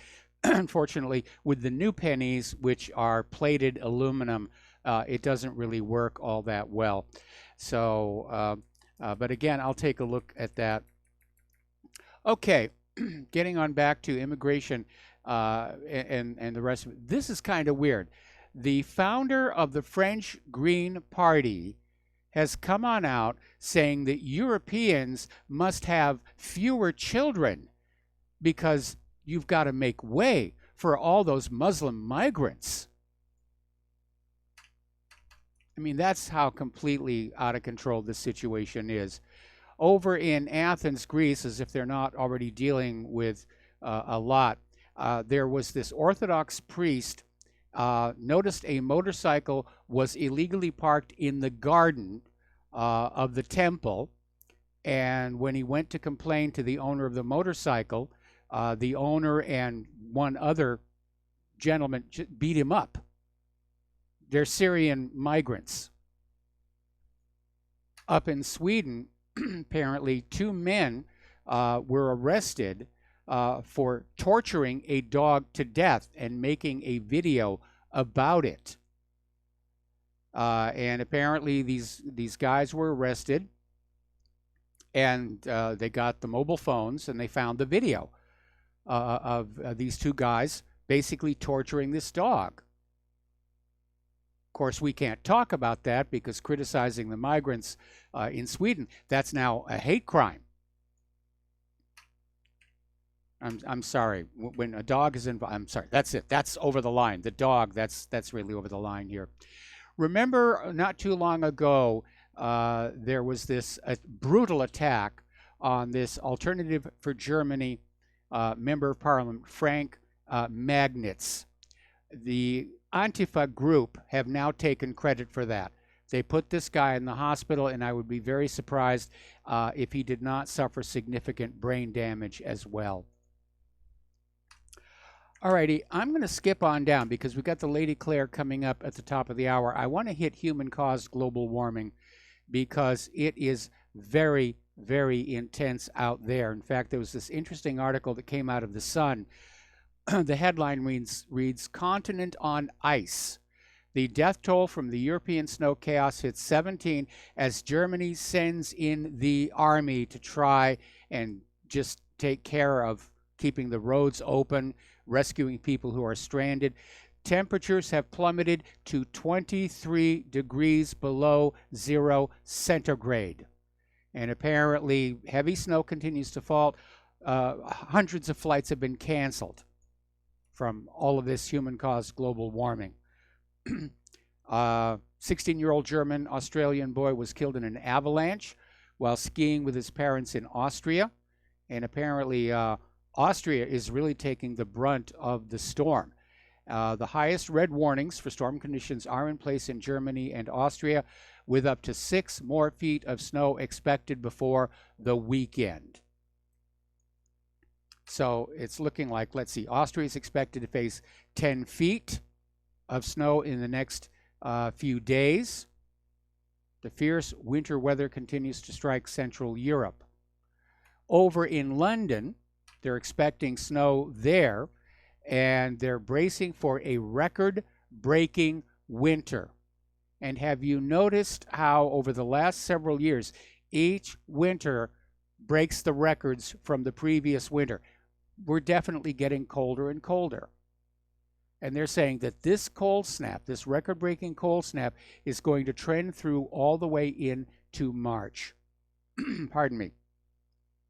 Apparently, over in northeastern Switzerland and the town of Schwagalp, there it was this Hotel Santis that was hit with a major avalanche. A 1,000-foot wall of snow basically crashed into this hotel and right into the restaurant where guests were eating.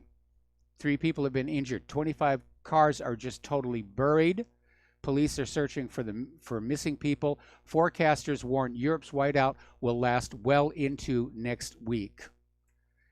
Down in Athens, Greece, boy, Athens is in the news a lot. Snow has fallen on the Greek ruins, the Parthenon. They're all covered in snow.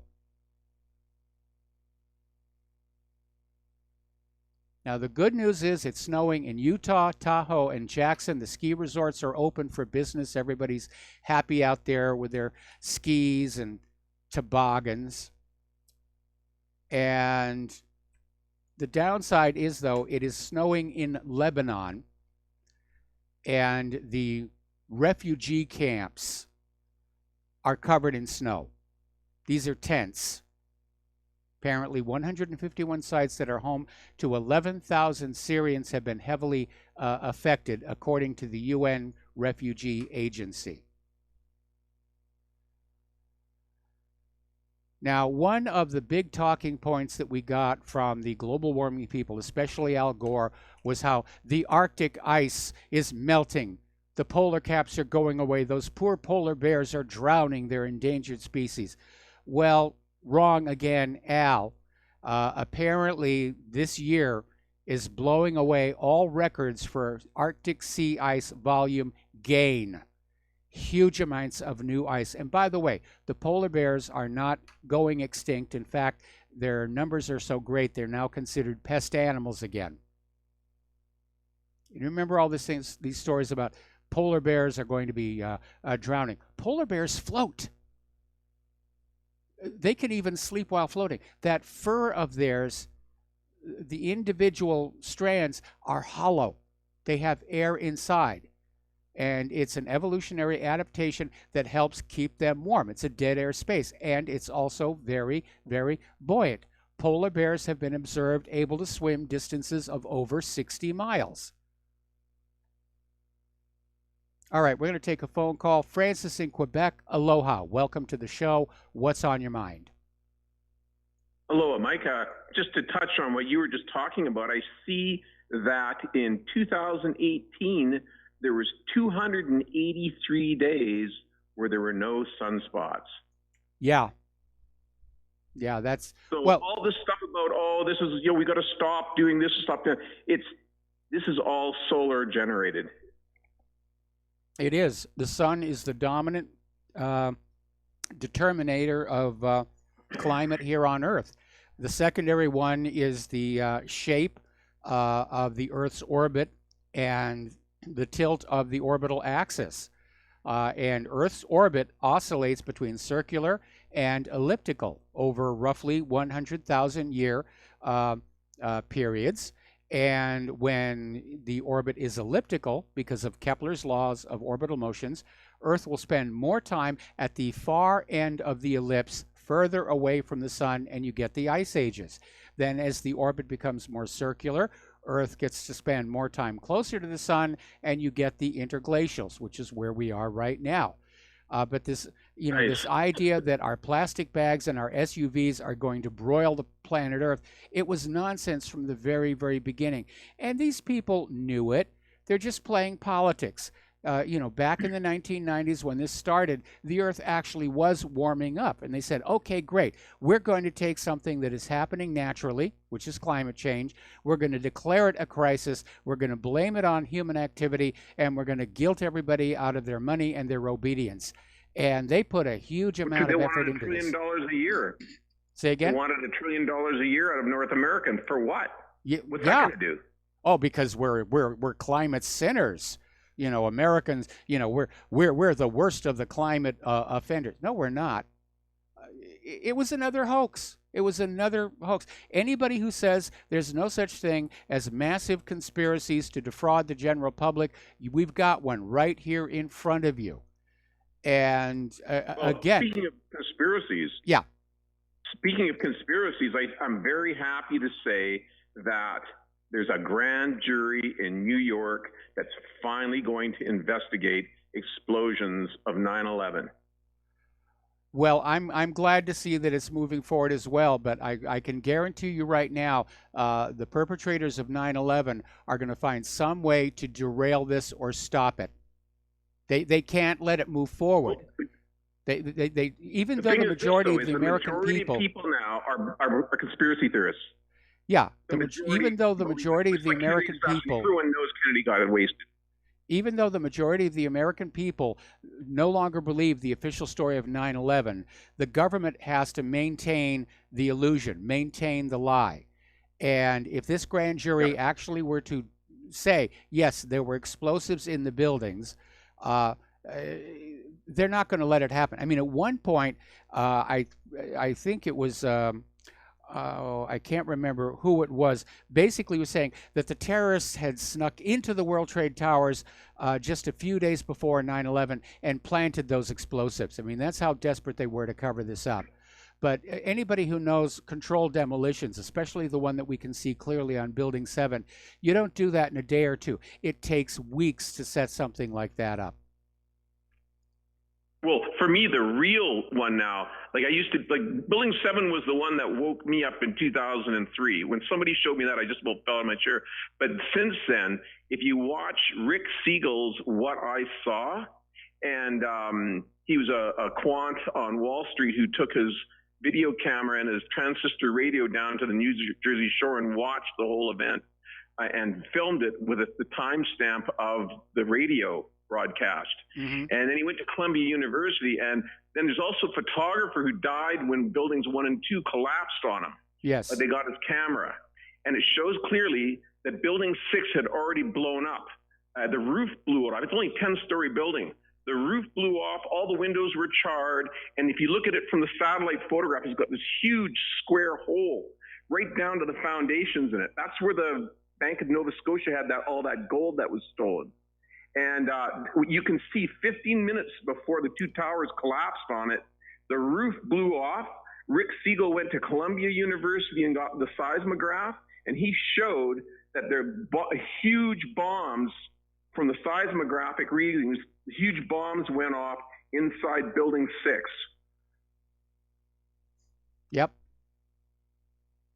I wanted to talk about something really important, though, and I'd like all your listeners to go to VoltaireNet.org, and Thierry Meyssan is actually the first guy you could almost say he's the first 9/11 conspiracy theorist, because he's the guy that showed the hole in the Pentagon was too small for a plane. And he's got he saw the Syrian war coming before anybody did, and now he's talking about the end of the Syrian war. And this gets involved with a lot of politics, because the Syrian war in Afghanistan, this is CENTCOM. And as you know, the whole world is divided up into CENTCOM, Eurocom, AsiaCom, PACCOM, yes. NORTHCOM. We're in NORTHCOM. And then there's SOUTHCOM in South America. And what he's saying is, now that this war is winding down, and Trump has ended it with Mathis, and it is coming to an end, but there's going to be some people that stay in place. But the main thing is now is they're building up for a new war. And this new war is going to be in the Caribbean basin. Yes. And all the chess pieces are moving in. You probably reported on this. I haven't been able to listen to you as much as I'd like, but you probably reported on it that 2 Russian blackjack bombers flew 10,000 miles and landed in Venezuela. And they're building an air base there in Venezuela. Yes. And they're openly saying that they're going to defend Venezuela. But also, what's the guy's name? The guy that Bolsonaro, the guy that just got voted in Brazil? Yes. He is totally tight in with Benjamin Netanyahu. And even his sons are seen wearing Mossad T-shirts in the public. And the U.S., when he was sworn in, Benjamin Netanyahu flew to Brazil to be at the swearing in. And the U.S. went to him, what's his name? Who's the head of the State Department now? Mike Pompeo. Head. No, Mike Pompeo, Secretary of State. Yeah, and he wanted to build $1.5 billion air base in Brazil. And also, you may have noticed that in Britain now with Brexit, some of the top people in the government are saying, now that we're separating from Europe, we're going to reestablish the British Empire. And they want to go, they're going to be going big time into British Guiana, which borders on Venezuela. Mm-hmm. And what's happening is they want Brazil and Colombia and Guyana to attack first Venezuela, because Venezuela is already under a state of siege, yes, which is illegal because it's an act of war. And by the way, the famine there is not being caused by socialism.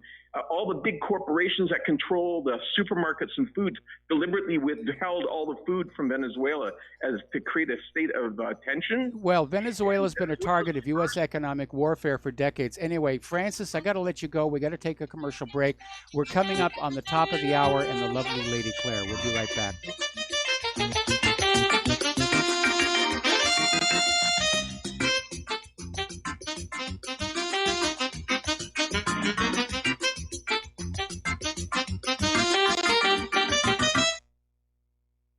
Tired of being lied to by mass media? It's growing more and more apparent today that news is received less and less through standard media outlets. Even with a growing audience every day, RBN is beginning to direct more efforts into social media. Social media and the use of the internet is fast becoming the primary source of people for news, regardless of demographic. RBN has set out to provide some of the best news on the internet through republicbroadcasting.org, and also has begun to use the tools to our advantage by way of social media.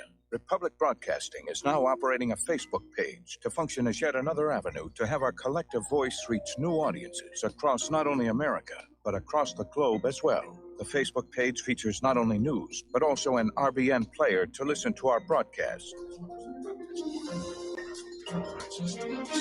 Get involved by visiting facebook.com/Republic Broadcasting and liking our page and share it with your friends and family, because you can handle the truth.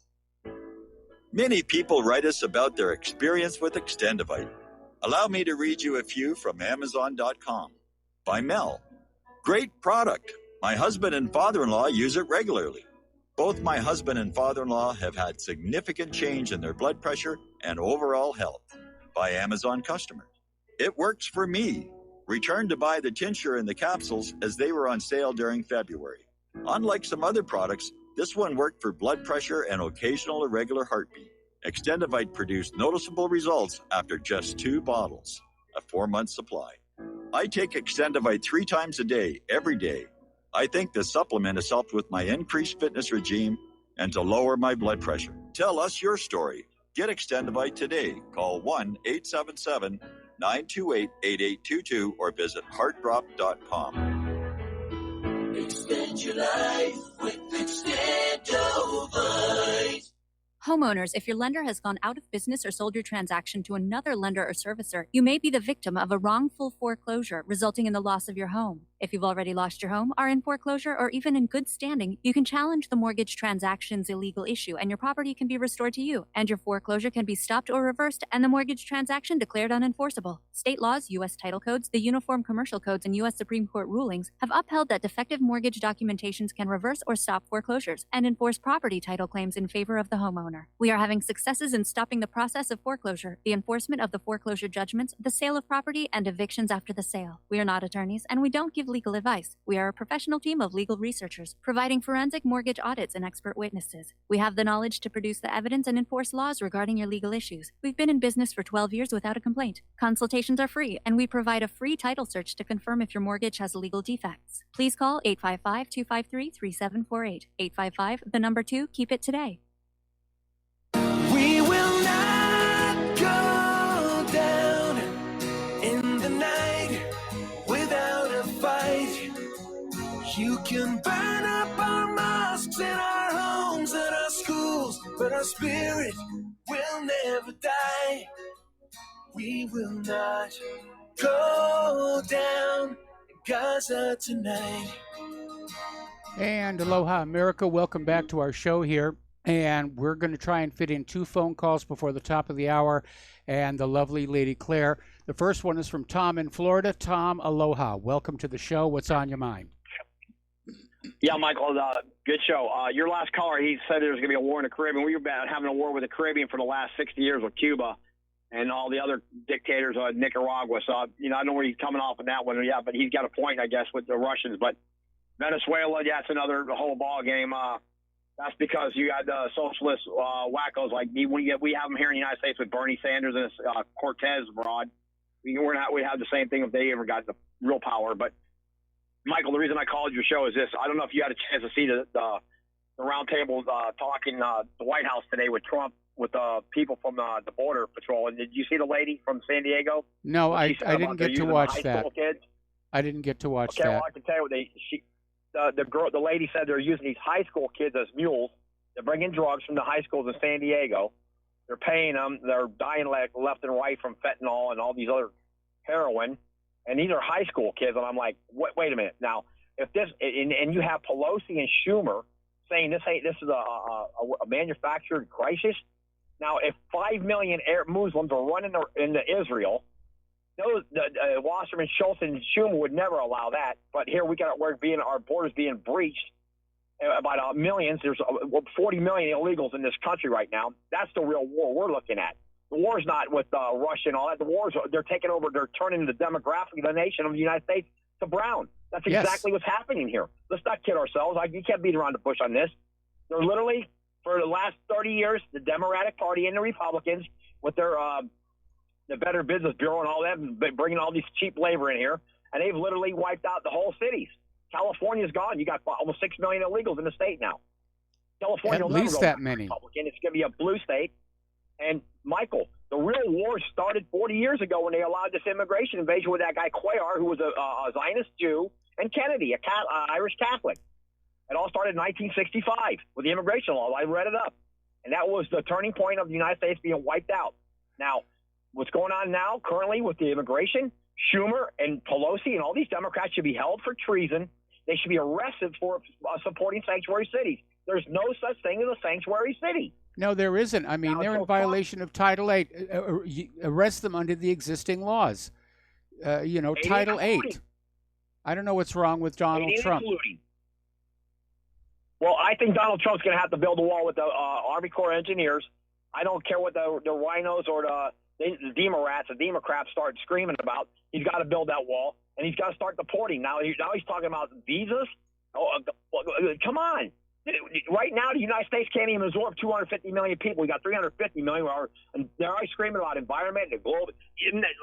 Michael, the main thing is if Donald Trump gets this wall built by the Army Corps of Engineers, 8 years down the road, a Democrat gets in there. He's going to try to do something about the global warming. Oh, we're going to tax the taxpayers trillions of dollars for the global warming. And let me ask you a question, Michael. With global warming, don't you make more food when the world's hot instead of cold? Yes, Can you grow more absolutely. crops to feed more people? If you look at the Roman and medieval warming periods, there were times of tremendous prosperity and the flowering of civilization. Anyway, Tom, I got to let you go. We got to do a station identification break.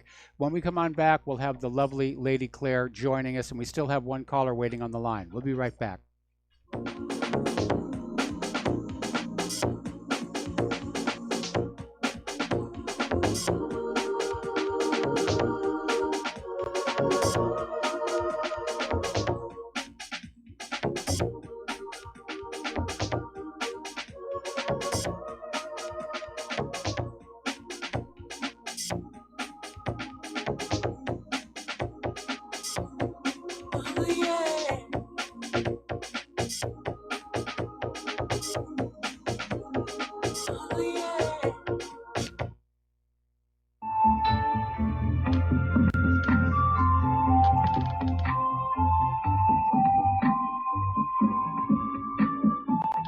Do you know there is an ongoing war right here in America? Are you aware that U.S. citizens have been classified as enemies of the state since 1933? Have you recognized that our entire government is really a vast network of interlocking corporations engaged in commerce? Look up Title 28, Section 3002. Tune in to In Defense of Humanity on Saturday nights at 7 p.m. Central Time. Find out what's really going on and learn how to protect yourself and your family as flesh and blood men and women living in a corporate reality.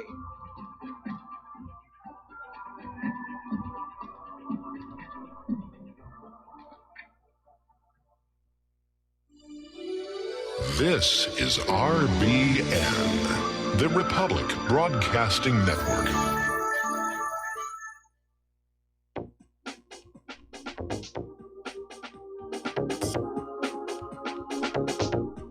What really happened with your host, Mike Rivero. You're listening to the Republic Broadcasting Network, where you'll find out what the Fukushima's going on. And aloha, America. Welcome back to our show here, hour number 3. And for those of you watching on YouTube, this gorgeous creature sitting next to me is the lovely Lady Claire, who likes to join us on hour number 3 on Fridays with her unique perspective on the world. Before we get into her, though, we've got one more caller waiting on the line. Daniel in Texas, aloha. Welcome to the show. What's on your mind? Hey, Claire. Hey, Mike. It's such a pleasure to be on the show with you guys. Can you hear me okay? Yeah, we can hear just fine. Hey, I was just going to see if thanks for saving me till last, because this will start your segment off on a little bit of a light note. Is there? I'm not a young man, but people of my parents' generation tend to call me a young man. Is there something about Earl Scruggs that I'm missing that would tie him in to Google and their good graces? I mean, I thought Earl Scruggs was an entirely wholesome entertainer from a time gone by. I'm from Carthage, Texas, where Gentleman Jim Reeves is from, and so I know a lot about bluegrass, and I'm just wondering, what are they trying to do as they posture for the good old folks by putting Earl Scruggs up on the front page of Google? Well, you know, every day they try and have something up there on the front page of Google, some kind of a banner. And I don't know if today is his birthday or not. I mean, I'm very familiar with Earl Scruggs. I play bluegrass banjo myself. So I really don't know. It may be a little wholesome for their tastes. Well, maybe they're trying to polish their image, okay? Yeah. All right. I tell you, thanks so much for taking my call, guys. It's a pleasure to talk to you. I'm not very good on the radio, so I'll let you go. But thank you so much for taking my call. All right, thanks an awful lot. We're going to let you go here, and we're going to start with the lovely Lady Claire. Mm-hmm. And what is your first story? The first story is that Fiat Chrysler is going to be paying nearly $800 million in a settlement over emissions heating charges. Oh. Now, what does this mean if they're taking a financial hit? Nobody goes to jail. The rich rarely eat their own.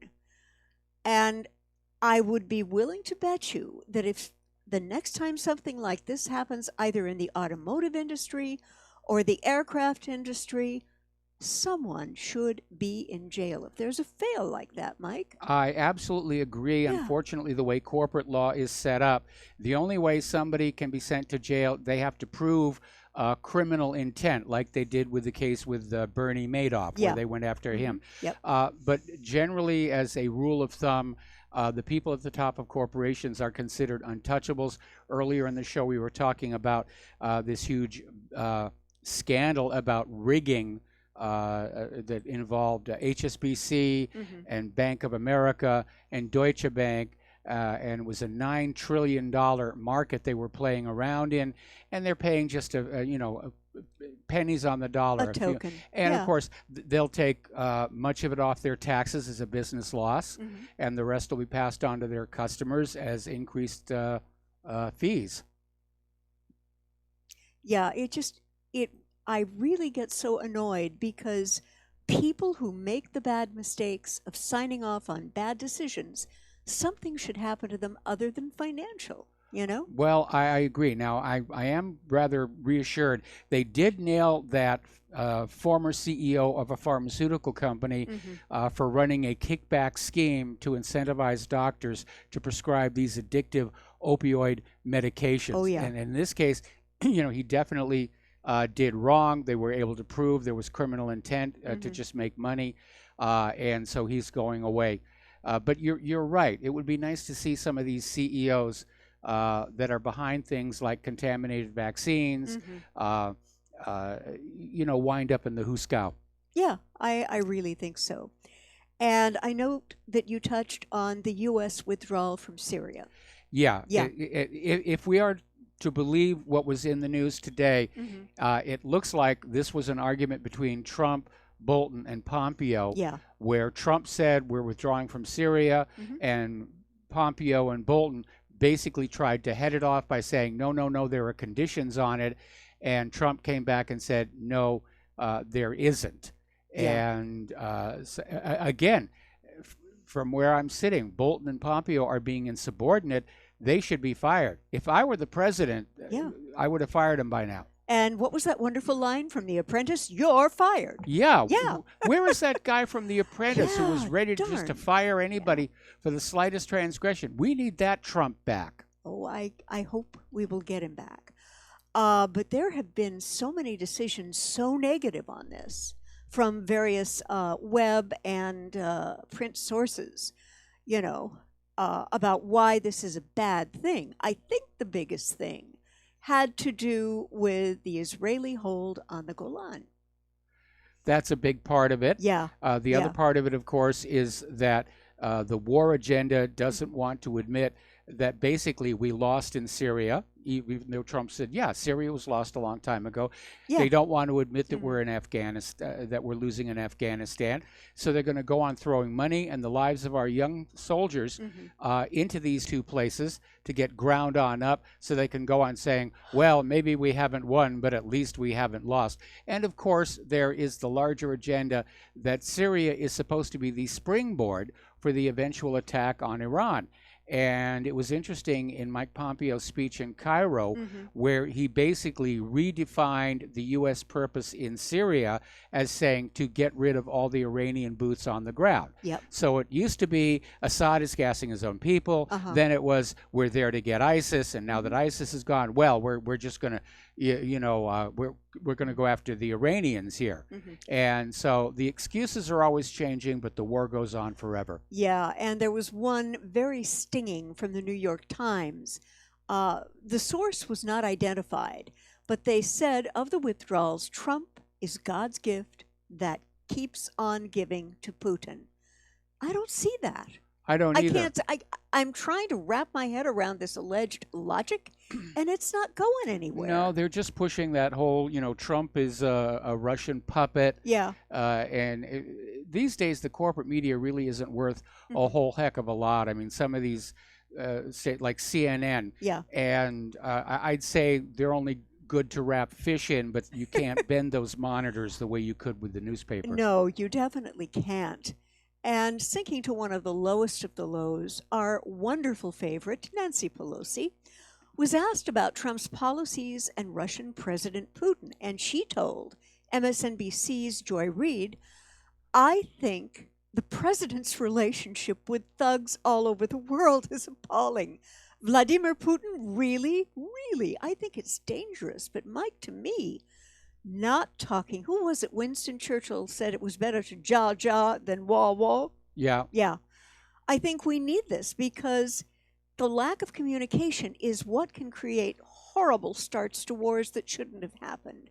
And we've got so much that I'm sensing going on here underneath the surface and kind of burbling in its own way. Well, again, Pelosi is thinking 2020. To heck with the country, to heck with the people.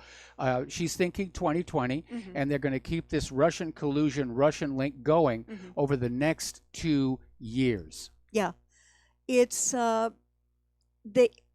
think that Congress needs to be reminded of the fact that we, the people, hired them to take care of us, not their corporate buddies, not foreign heads of state. No, us, we the people. In Congress' view, we the people are there to pay all the bills. Yep. But yeah, they work for their corporate masters and for Israel. And we lost this country when the laws that limited political contributions were slowly eroded away, especially that Citizens United decision that just basically opened the floodgate for massive corporate spend. To declare a corporation a legal person a corporation isn't a person. Mhm. It's buildings, it's machinery, it's inventory.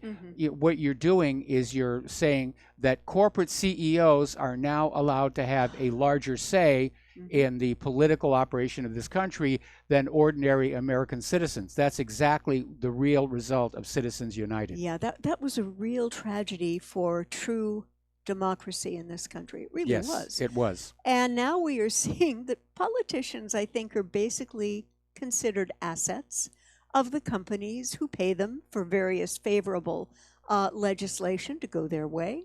Yep. I And still think it's, we ought to. I still think we ought to put everybody in Congress in NASCAR flame suits. Okay, And yeah. so on the patches of everybody that they're actually working for, like Sheldon Adelson Yeah, Casinos, yeah. and Monsanto, Yes. and Yeah.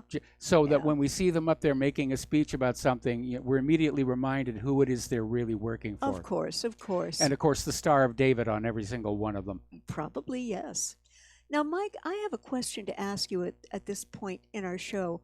How much do you think Erdogan's threats about imminent invasion, which he's still talking about, by the way, Yeah. played into President Trump's decision? Well, Trump was talking about pulling out of Syria in last March, Mhm. and Yeah. he got talked out of it. Yeah. Which is, again, another reason why I think he's proving to be a very, very weak leader. And apparently he still can't quite come to a decision about whether he's going to declare a state of emergency or not at the southern border.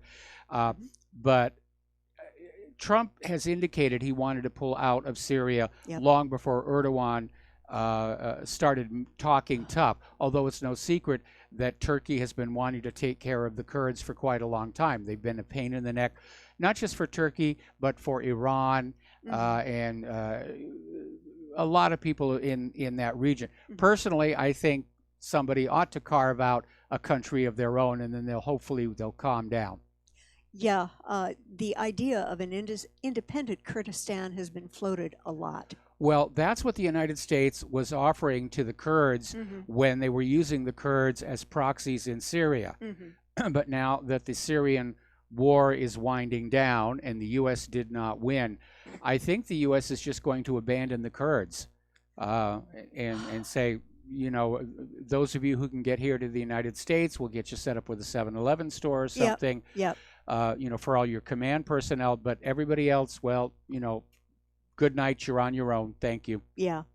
Apparently, Israel's main objection in preventing a swift U.S. exit was also made explicit by Netanyahu, who openly stated on Twitter that Israel's push to obtain sovereignty over occupied Golan Heights, which is internationally recognized as part of Syria, was the driving factor between Israel's recent efforts to dramatically slow down Trump's plan for an immediate withdrawal of U.S. troops currently occupying Syrian territory illegally. And we need to emphasize that last part Yeah. and remind everybody again, Iran and Russia are in Syria with the permission of and by the invitation of the legitimate government of Syria. The United States is not.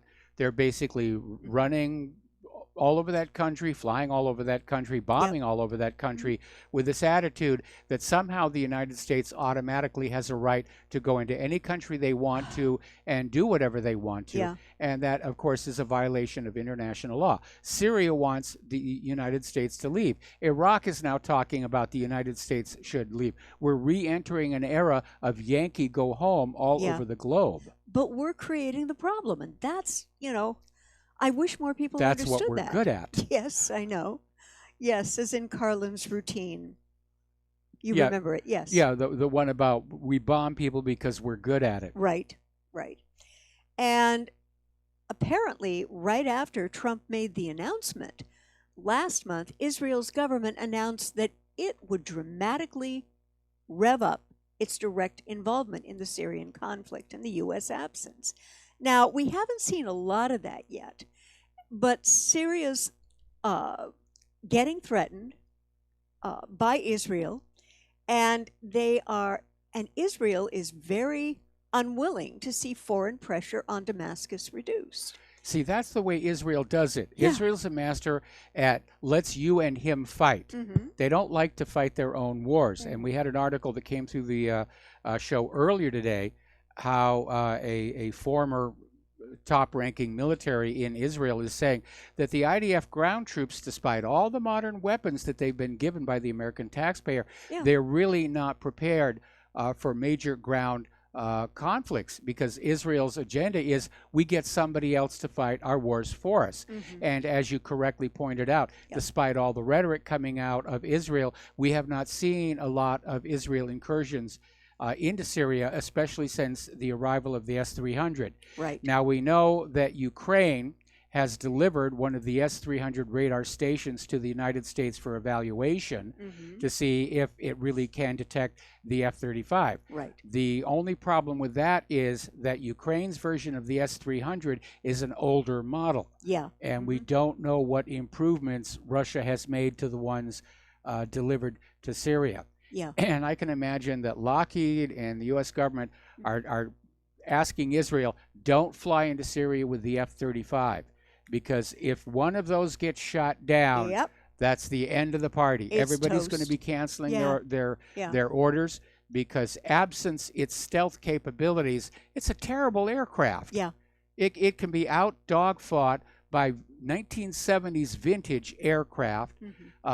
It's still not complete. It's like we were talking about this KC-46 tankers that the Air Force is accepting. They're accepting it. It's still not complete. It's No. got parts that aren't working. Aw, The same thing is true of the F-35.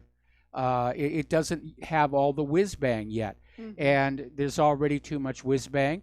It's way too heavy. It's underpowered. The only thing it has is its stealth. And if it's demonstrated that stealth really doesn't work, Yep. this trillion-dollar boondoggle, it's going to be over. Right. And speaking of Mike Pompeo, when you think he couldn't double down any harder on really crushing the U.S.'s esteem in the Middle East and elsewhere, he also has announced, drumroll please, there is going to be an international summit on Iran to address its destabilizing influence. And this is going to happen probably next month on Middle East security and Iran's regional influence in what appears to be an attempt to kind of calm down Israel and Saudi Arabia. And in total, apparently, Pompeo will be visiting 5 nations, including Gulf GCC countries, where he is expected to continue a very heavy anti-Iranian message. Mike, I can't understand this. What is Iran supposed to have done in the first place? Well, they're cutting into our action, because if anybody's going to destabilize the Middle East, it'll be the United States of America. Yeah.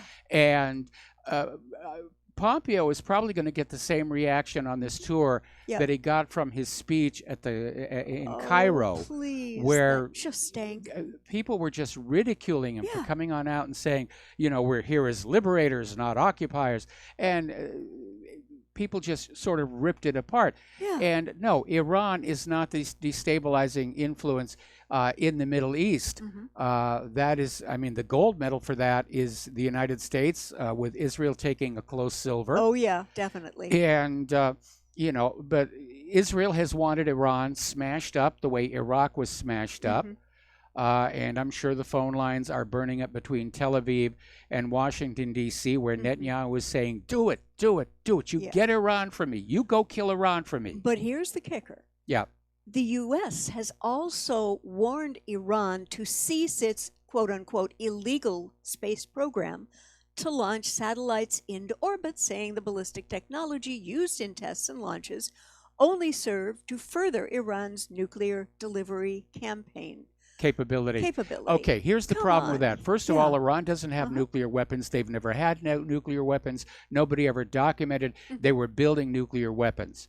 Okay, Iran's ballistic missiles were never part of the P5+1 arrangement, and Iran has every right to space exploration enjoyed by every other country on Earth. There is absolutely no foundation to declare that Iran's launching of satellites into orbit is illegal.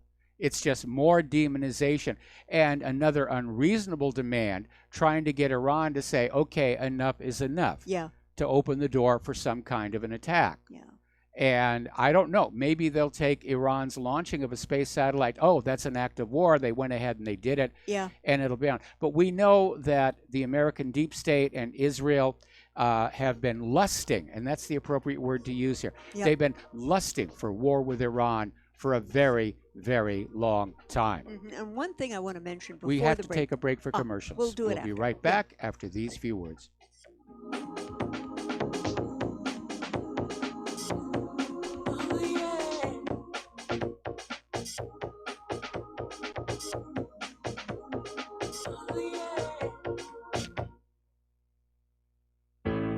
The reviews for Extendivite are amazing. Here are some from Amazon. September 2018. Extendivite works in keeping my blood pressure in the normal range. I've been using Extendivite for many years now. May 2018. Great product. I use regularly and I rarely get sick. March 2018. This product has relieved what appeared to be angina pain in my chest and shortness of breath after climbing stairs. I'm quite happy about it. February 2018. My husband, son, and I have been using this product for a few months now, and we have noticed an improvement in our joints and blood pressure. Tell us your story. Get Extendivite today.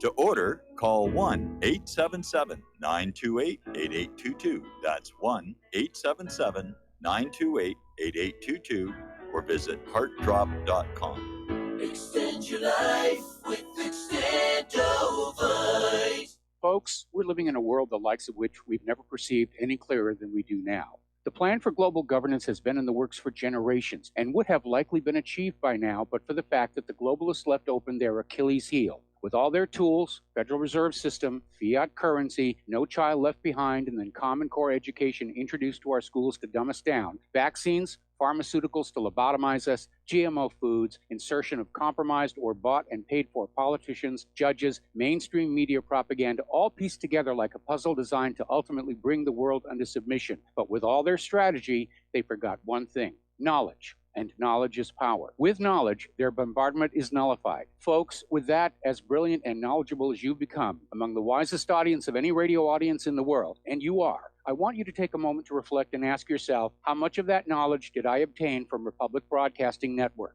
How high has my consciousness been raised since I've been a listener? How fast am I now able to discriminate truth from fake news by being a Republic Broadcasting listener? How clear am I now able to see the world since I've been listening to RBN? Ask yourselves those questions, folks. Then ask yourself, what is that knowledge worth to me? Like my morning coffee, how would I survive without it? A voice of truth in a sea of lies. Do we not all need to make sure it survives? Like public broadcasting, we are now finding we can only survive with listener support. Censorship, advertisers being attacked, truth itself being attacked. It's the only way through this. We at Republic Broadcasting humbly ask you to become a supporter. Look at your budget and make a determination of what Republic Broadcasting is worth to you and what you can afford on a monthly basis. Go to republicbroadcasting.org and pledge $20, $30, $40, $50, if possible, $100 a month or more if it's affordable. Click the donate button and become a regular monthly donor. Assure both us and yourself that Republic Broadcasting truth will continue to flow like that morning coffee. The network thanks you.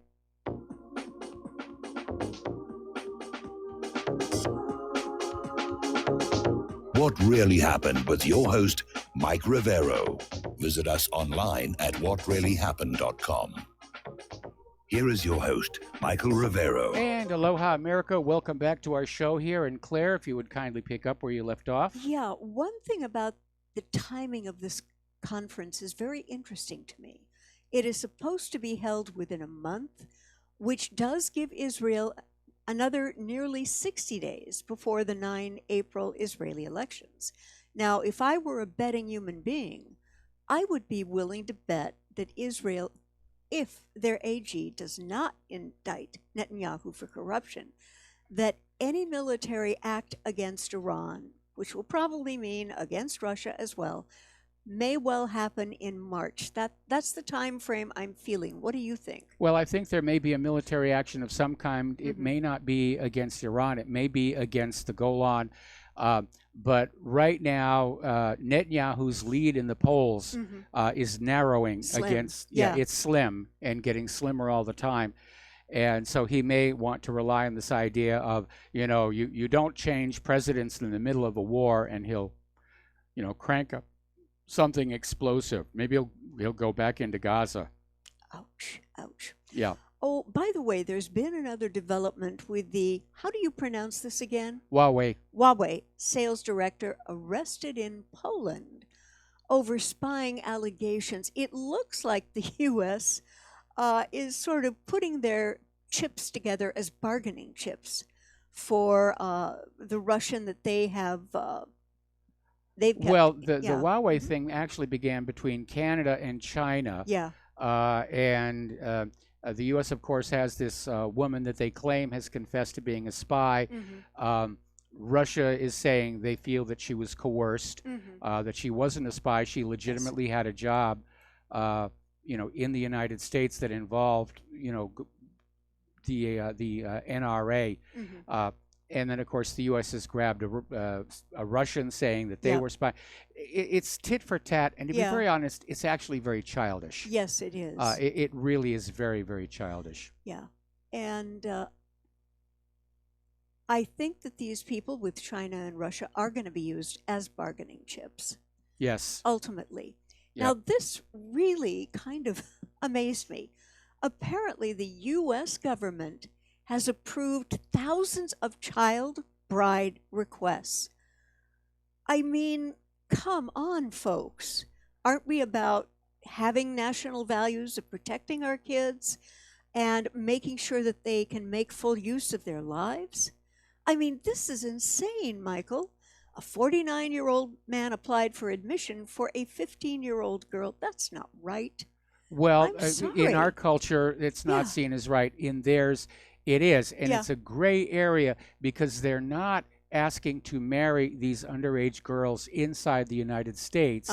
They were already legally married in their home country of countries. origin. Yeah. And so there's a certain requirement for reciprocity in recognizing, marriages. We saw the same thing with the issue of gay marriage. Yeah. Those states that started to legalize gay marriage, other states were obligated to recognize them if the gay couples moved into the other state. Yeah. And so I certainly don't approve of it.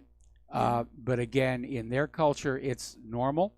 Yeah. And again, because they were married in their home country, it's actually legal for the Immigrations and Customs Enforcement to do this in this country. Wow. Pardon me. It just, it kind of blew me away when I read that. Thousands?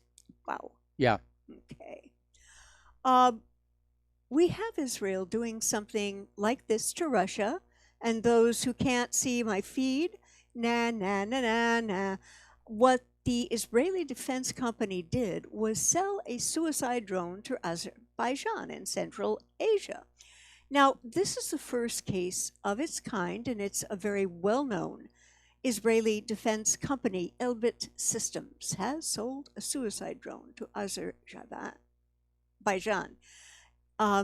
Mike, could I have this back, please? Okay. Thank you. Well, you got to make sure that this is over here. Okay. Okay. All right. Thank you. All right. Now, it's the first sale of its kind, and Elbit Systems is a drone manufacturer which sells weapons to the Israeli military and sold what they call their Sky Striker drone to Azerbaijan, making the Caucasian country the first non-Israeli recipient of the weapon. Now, this is also known as a suicide or kamikaze drone. What can it do? It will destroy a target on impact, and according to the JP, it travels at a speed of about 100 knots, which is 185.2 kilometers per hour, which is still pretty fast. Well, it's fast for a drone, not for a warplane, but basically it's just another guided bomb. And I know they're trying to make a big deal about this being high tech, but as a matter of fact, guided bombs were used by both sides in World War II. Yeah. Where there would be a glider that was remotely controlled, and it had a TV camera that sent TV pictures back to the airplane where the controller was located. But the reason this is a problem, this is a left-handed way of Israel getting back at Russia for the S-300s on Syria. The Nagorno-Karabakh dispute has not yet been settled. And there have been wars over this region by Azerbaijanis. Okay. We got to take another break for Okay. commercials. All right. And we will be right back.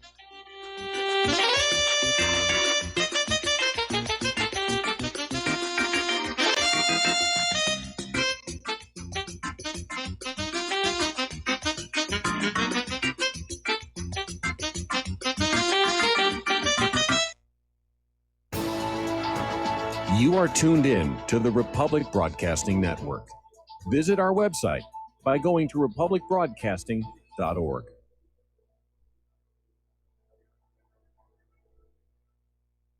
Do you worry a lot? If you're forgetful, nervous, moody, or overwhelmed, chances are you're not protecting yourself from the ravaging effects of stress and anxiety. No matter the cause, ongoing stress and elevated levels of the stress hormone cortisol can rob your memory, your health, your quality of life, and your future. Now you can combat the effects of stress and anxiety while improving your memory and recall at the same time with the dietary supplement Calm and Clever. Studies show that the ingredients in Calm and Clever reduce cortisol by as much as 30% in as little as 1 to 2 weeks and increase your ability to recall facts, names, and numbers in 4 to 12 weeks. Calm and Clever was created by scientist Kurt Hendricks, a principal investigator in 2 NIH-funded studies on Alzheimer's disease. Try Calm and Clever for 2 months. You'll feel the difference. Call 1-800-758-8746 or go to calmandclever.com.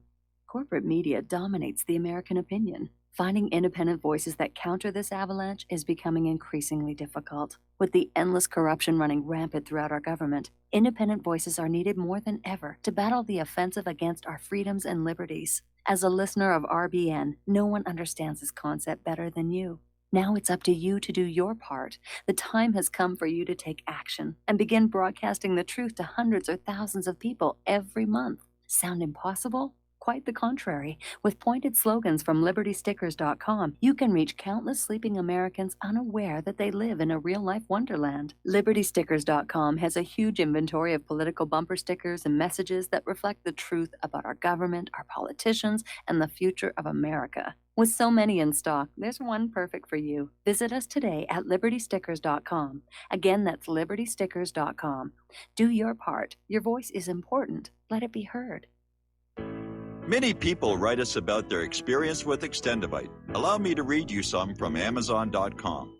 This product is superb. I have been taking it for about a year now, and I can feel my cardiovascular system run like a Swiss watch. I definitely recommend this product for anyone that has high cholesterol, high blood pressure, and heart palpitations, A+.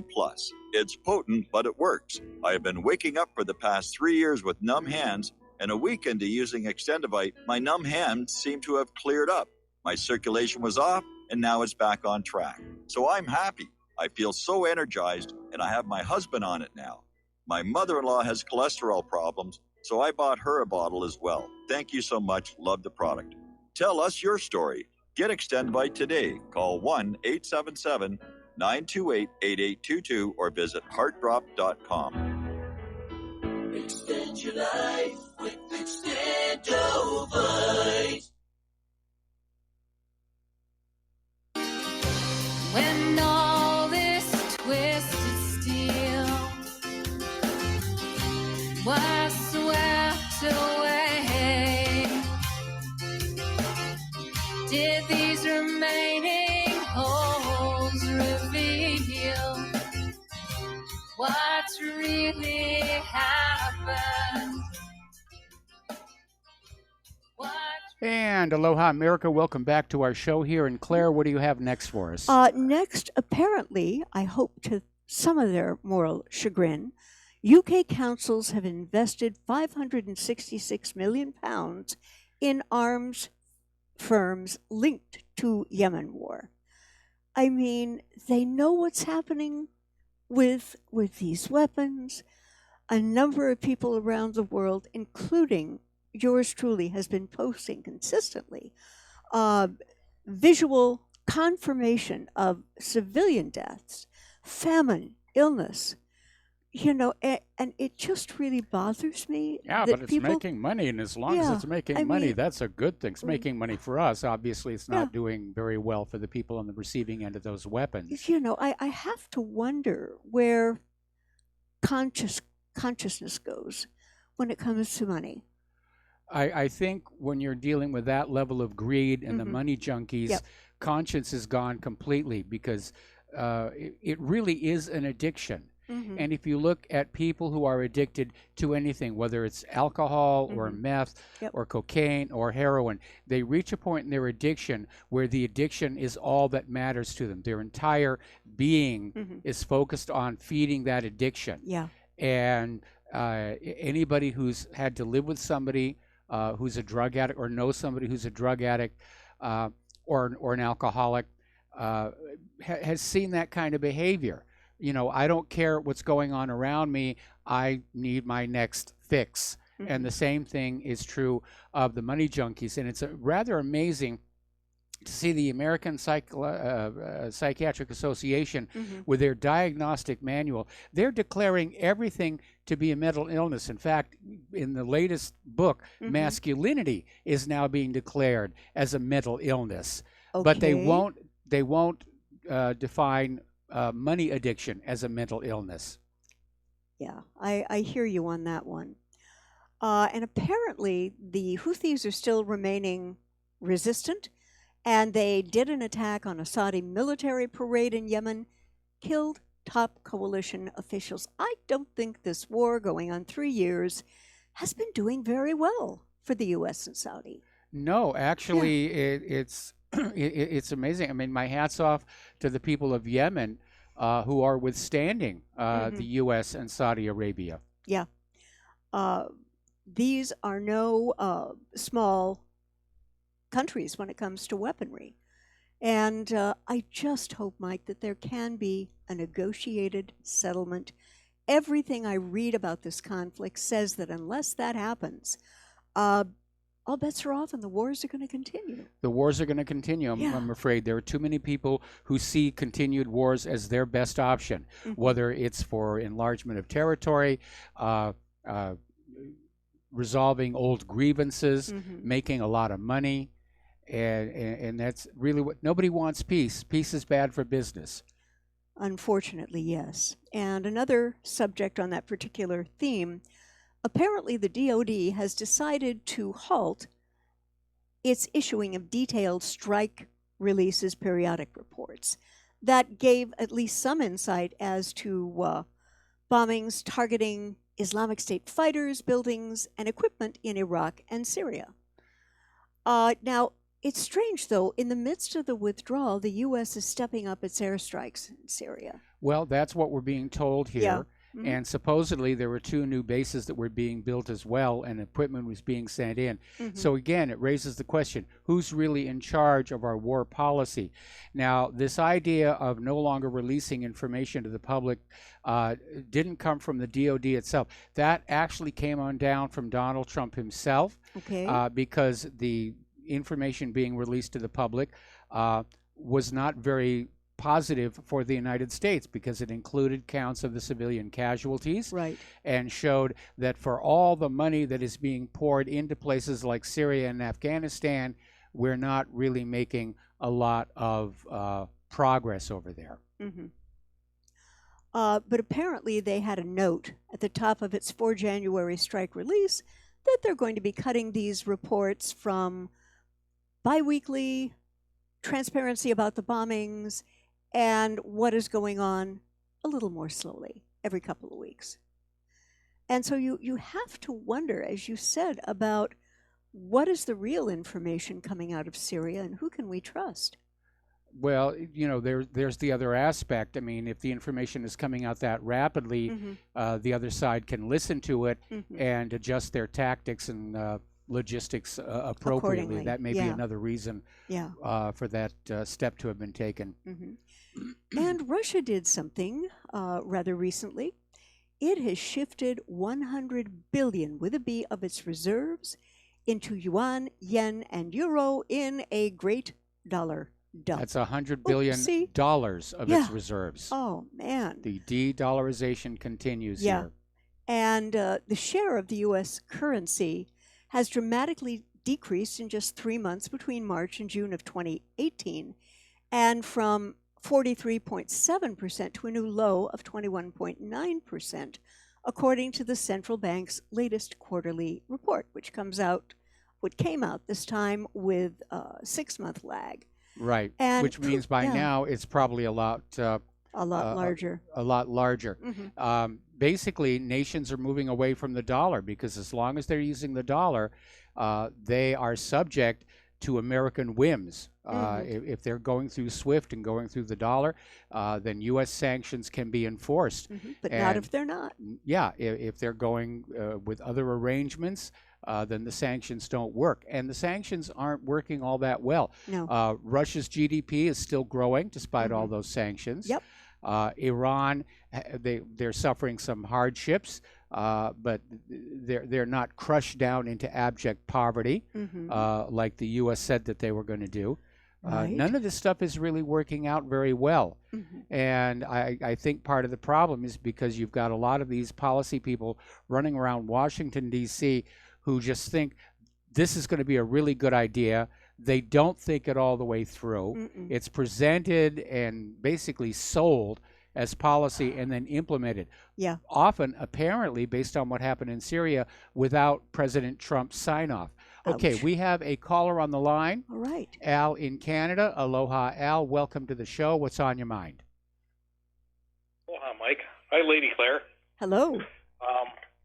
I've had problems with my back, and I'm telling you, it can be quite a bout of suffering. Yes. We know. I wish we you do well. know. Thank you so much. We learned that one the hard way this last Yes. year. Mm-hmm. Anything else on your so mind? my question is, Mike, earlier you were talking about Mike Pompeo and John Bolton basically countering something that Donald Trump wanted, the actual, elected president of the United States. And how many people do you keep a running count of how many people have been fired from his administration? Well, I don't know that all that many have been fired, but quite a few have resigned and indicate that they are going to be resigning. But I haven't been keeping account. Maybe it's time to start there. But again, with regard to the situation in Syria, where Trump ordered a pullout, he is the commander-in-chief, and Pompeo and Bolton tried to derail it by throwing conditions on there. That is clearly insubordinate behavior. And I think Trump would be perfectly justified in firing both of them. Yeah, I agree. I agree fully. Also, you have these government agencies, quote unquote, sorry, such as the Federal Reserve, the CDC, yes. Obviously the FBI and the CIA and all of it. And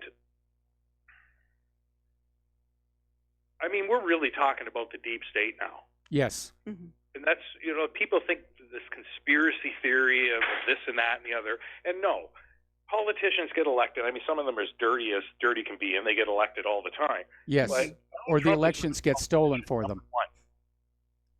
Yeah.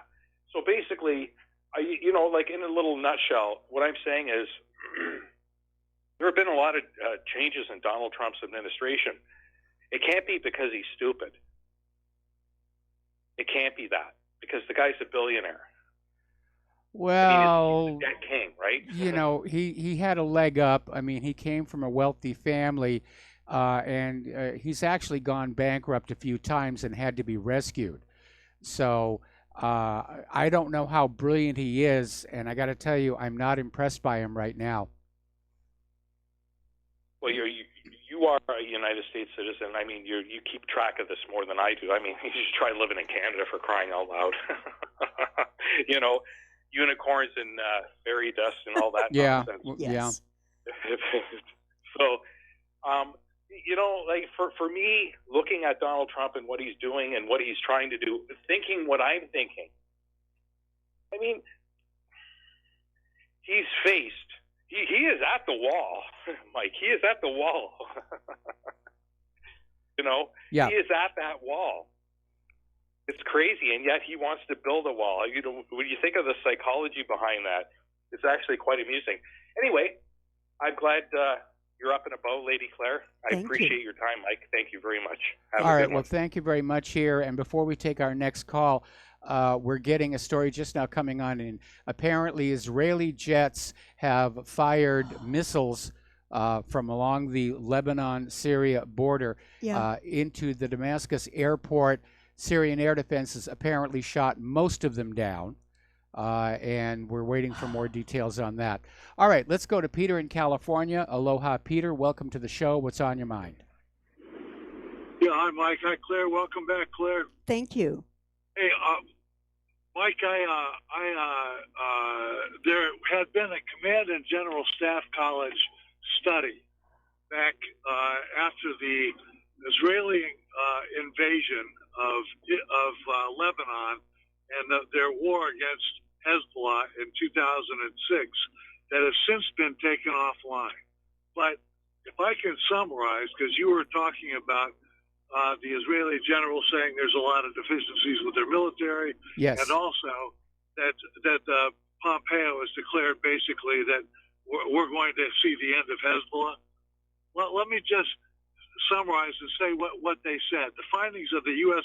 Command and General Staff College study was that in 2006, the Israelis went into southern Lebanon with about 30,000 troops and several hundred tanks. They had a mechanized division and an armored brigade and another division. So it was more than two divisions. We would call that a corps. Yes. They had several hundred tanks. They had several hundred pieces of artillery. They had, of course, their entire Air Force. They had all the communications capability that a modern army can buy. And they had everything that we could supply them that they didn't have. And they went through, during this incursion, they went through all of their bomb dump. They went then through all of our bomb dump, and they fired several 100,000 rounds of artillery. And they, by the way, this 30,000 force was opposed by somewhere like 2,000 Hezbollah fighters. The difference being the Hezbollah fighters were willing to die like the Japanese were willing to die on Iwo Jima or Okinawa. They were dug in, they weren't moving, and the Israelis, frankly, didn't have the guts or the stomach to close with the enemy with all their advantages, because the Hezbollah had no artillery, they had no tanks, they had no aircraft, and their communications were rudimentary. And the Israelis managed, Claire and Mike, to make an advance of less than 5,000 meters. Ooh. Meters. We're talking like 3 miles. What is that? Yes. 3 miles? Yeah, something like that. Border. From their own border, 3,000 meters is all they could do with their joke of a military. And they all know that nobody wanted to die in Lebanon. Yes. Nobody wanted. They were going for the Litani River, and even with the helicopter support they had, they couldn't get behind them and take them as well. So that's the state of. No wonder they want us to take on Hezbollah for them. Hezbollah beat them in the 80s. They beat them in 2001 or 2000, and they handed them their butt in 2006. They've handed them their butt every single time. And, well, you need to understand, Hezbollah are Lebanese. That's their country. And so they're basically standing on their own home soil fighting a foreign invader, and that's definitely going to motivate them. As far as the Israeli troops are concerned, as you said, they know they're going into somebody else's country. They're there collecting a paycheck. They don't want to risk their lives. They don't want to get shot. And again, Israel's history has been to trick other nations into fighting their wars for them, the way they tricked Ronald Reagan into bombing Libya with the fake radio transmitter. That's how Israel operates, by way of deception. Thou shalt do war. And so now we have this ex-IDF chief who's gone public saying that despite all the advanced weaponry, Israel's ground forces are not really capable of a major ground conflict. And so that's why you've got Israel out there saying that you should go kill Iran for us, because it'll be the same situation. If Israel goes into Iran, Israel soldiers know they're walking into somebody else's country. They're there for a paycheck. They don't want to risk their lives. The Iranians are going to be standing on their home soil, fighting for their homes and their loved ones, things they can see with their eyes. They're going to be very well motivated. It's a problem that every invading army throughout history has had to face, that the defenders of the land being invaded are going to be fighting very, very fiercely because they're fighting for their own homes and their loved ones. Well, but Mike, just one more thing. That is, they have zero ground capability. I mean, zero of going into Iran. They don't even produce their own gas. Like, they couldn't even fuel the trucks to get past Jordan. But nevertheless, Hezbollah is not only a political party and a major political party in Lebanon, but they're more effective than the Lebanese army, and the people support them. Yeah, that's absolutely true. Anyway, listen, Peter, we got to let you go. We got to take a commercial break. We're going to be back with the last segment of our program after these few words.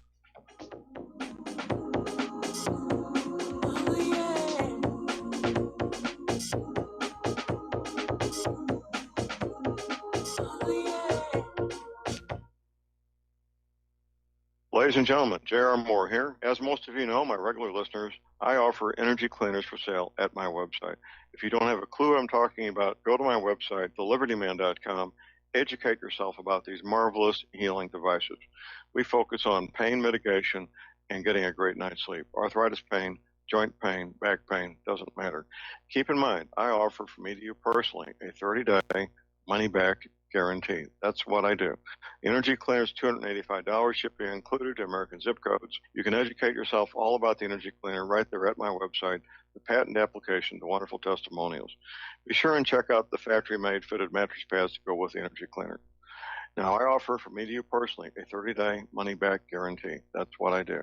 I have a toll-free order line, or you can order it right at my website at thelibertyman.com. The toll-free order line is 800-592-9543. I say again, 800-592-9543. Thank you. Without the right accessories, any guy can be off the mark. Whether you've invested thousands in your arsenal or you own a single trusted firearm, a visit to AROutfitting.com is in order. It's one of the finest online selections of tactical optics and AR parts and add-ons, like EOTech, quick target acquisition with no peripheral loss. Browse the full range of Nikon scopes and binoculars. AROutfitting.com can illuminate your world with Streamlight gun-mounted lights from keychain to large handhelds up to 1,100 lumens. Find some stability with Battenfield tactical bipods. AROutfitting.com has CMMG gun parts, barrels, assemblies, handguards, part kits, and more. Plus mag-full clips and magazines. I know I've got you excited, so take a breath. Head to AROutfitting.com. The site's super easy to navigate and features a ton of technical info, including links to manuals. We also welcome vendor and manufacturer inquiries. Remember, if you don't see it, we can get it at AROutfitting.com. Tired of being lied to by mass media? It's growing more and more apparent today that news is received less and less through standard media outlets. Even with a growing audience every day, RBN is beginning to direct more efforts into social media. Social media and the use of the internet is fast becoming the primary source of people for news, regardless of demographic. RBN has set out to provide some of the best news on the internet through republicbroadcasting.org, and also has begun to use the tools to our advantage by way of social media. Republic Broadcasting is now operating a Facebook page to function as yet another avenue to have our collective voice reach new audiences across not only America, but across the globe as well. The Facebook page features not only news, but also an RBN player to listen to our broadcast. Get involved by visiting facebook.com/Republic Broadcasting and liking our page and share it with your friends and family, because you can handle the truth. Some have maxed out all their credit cards. Some are working 2 jobs and living in cars. Minimum wage won't pay for a roof, won't pay for a drink. If you gotta have proof, just try it yourself, Mr. CEO. See how far $5.15 an hour will go. Take a part-time job at one of your stores. I bet you can't make it here anymore. And aloha, America. Welcome back to our show, last segment of our program on this Pauhana Friday. And Claire, what do you have for us? Well, I thought this was interesting. Dmitry Rogozin is head of Russia's space program. And he said that NASA has fallen victim to a domestic struggle in the U.S. and that the entire situation with sanctions list is an outrage. And you know something, Mike, he is totally, completely right. Yep. Especially sanctioning Russia for something it didn't do. Yes. You know, forcibly annexing Crimea. No. You continue to punish countries for stuff they didn't do, and ultimately that's going to result in a very bad effect.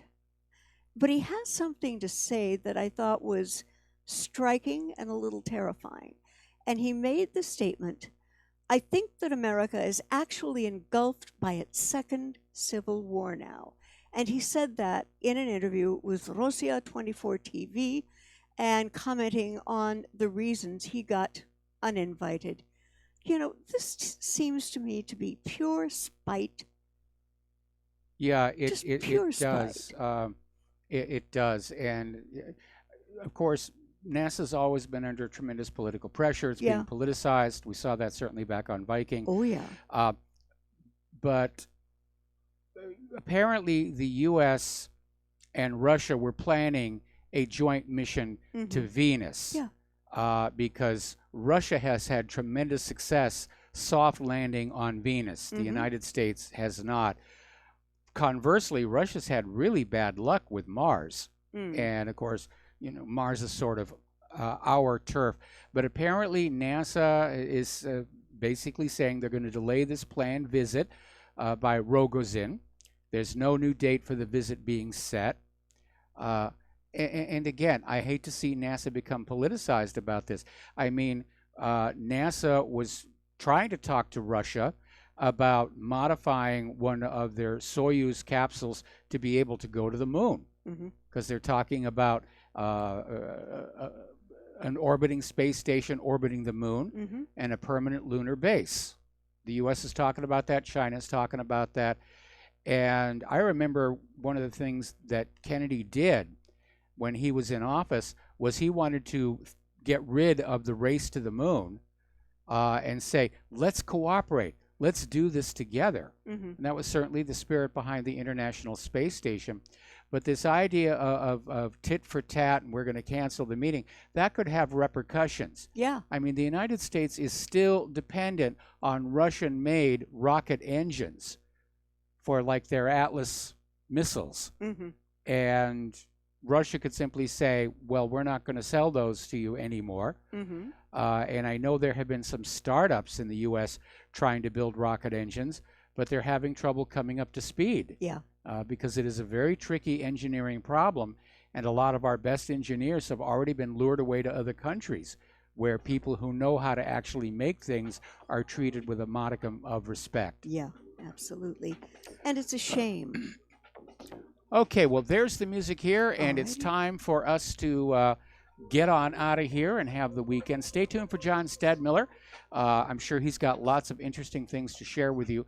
Please share what you learn here with everyone that you know. Snail mail, email, face-to-face. Bring back the art of the conversation here. Don't waste your time on social media. They're filtering everything now except the funny kitten videos.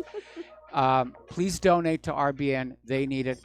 Please donate to whatreallyhappened.com. We need it. Yep. Have yourself a pleasant and safe weekend. We'll be back on Monday. Aloha, America.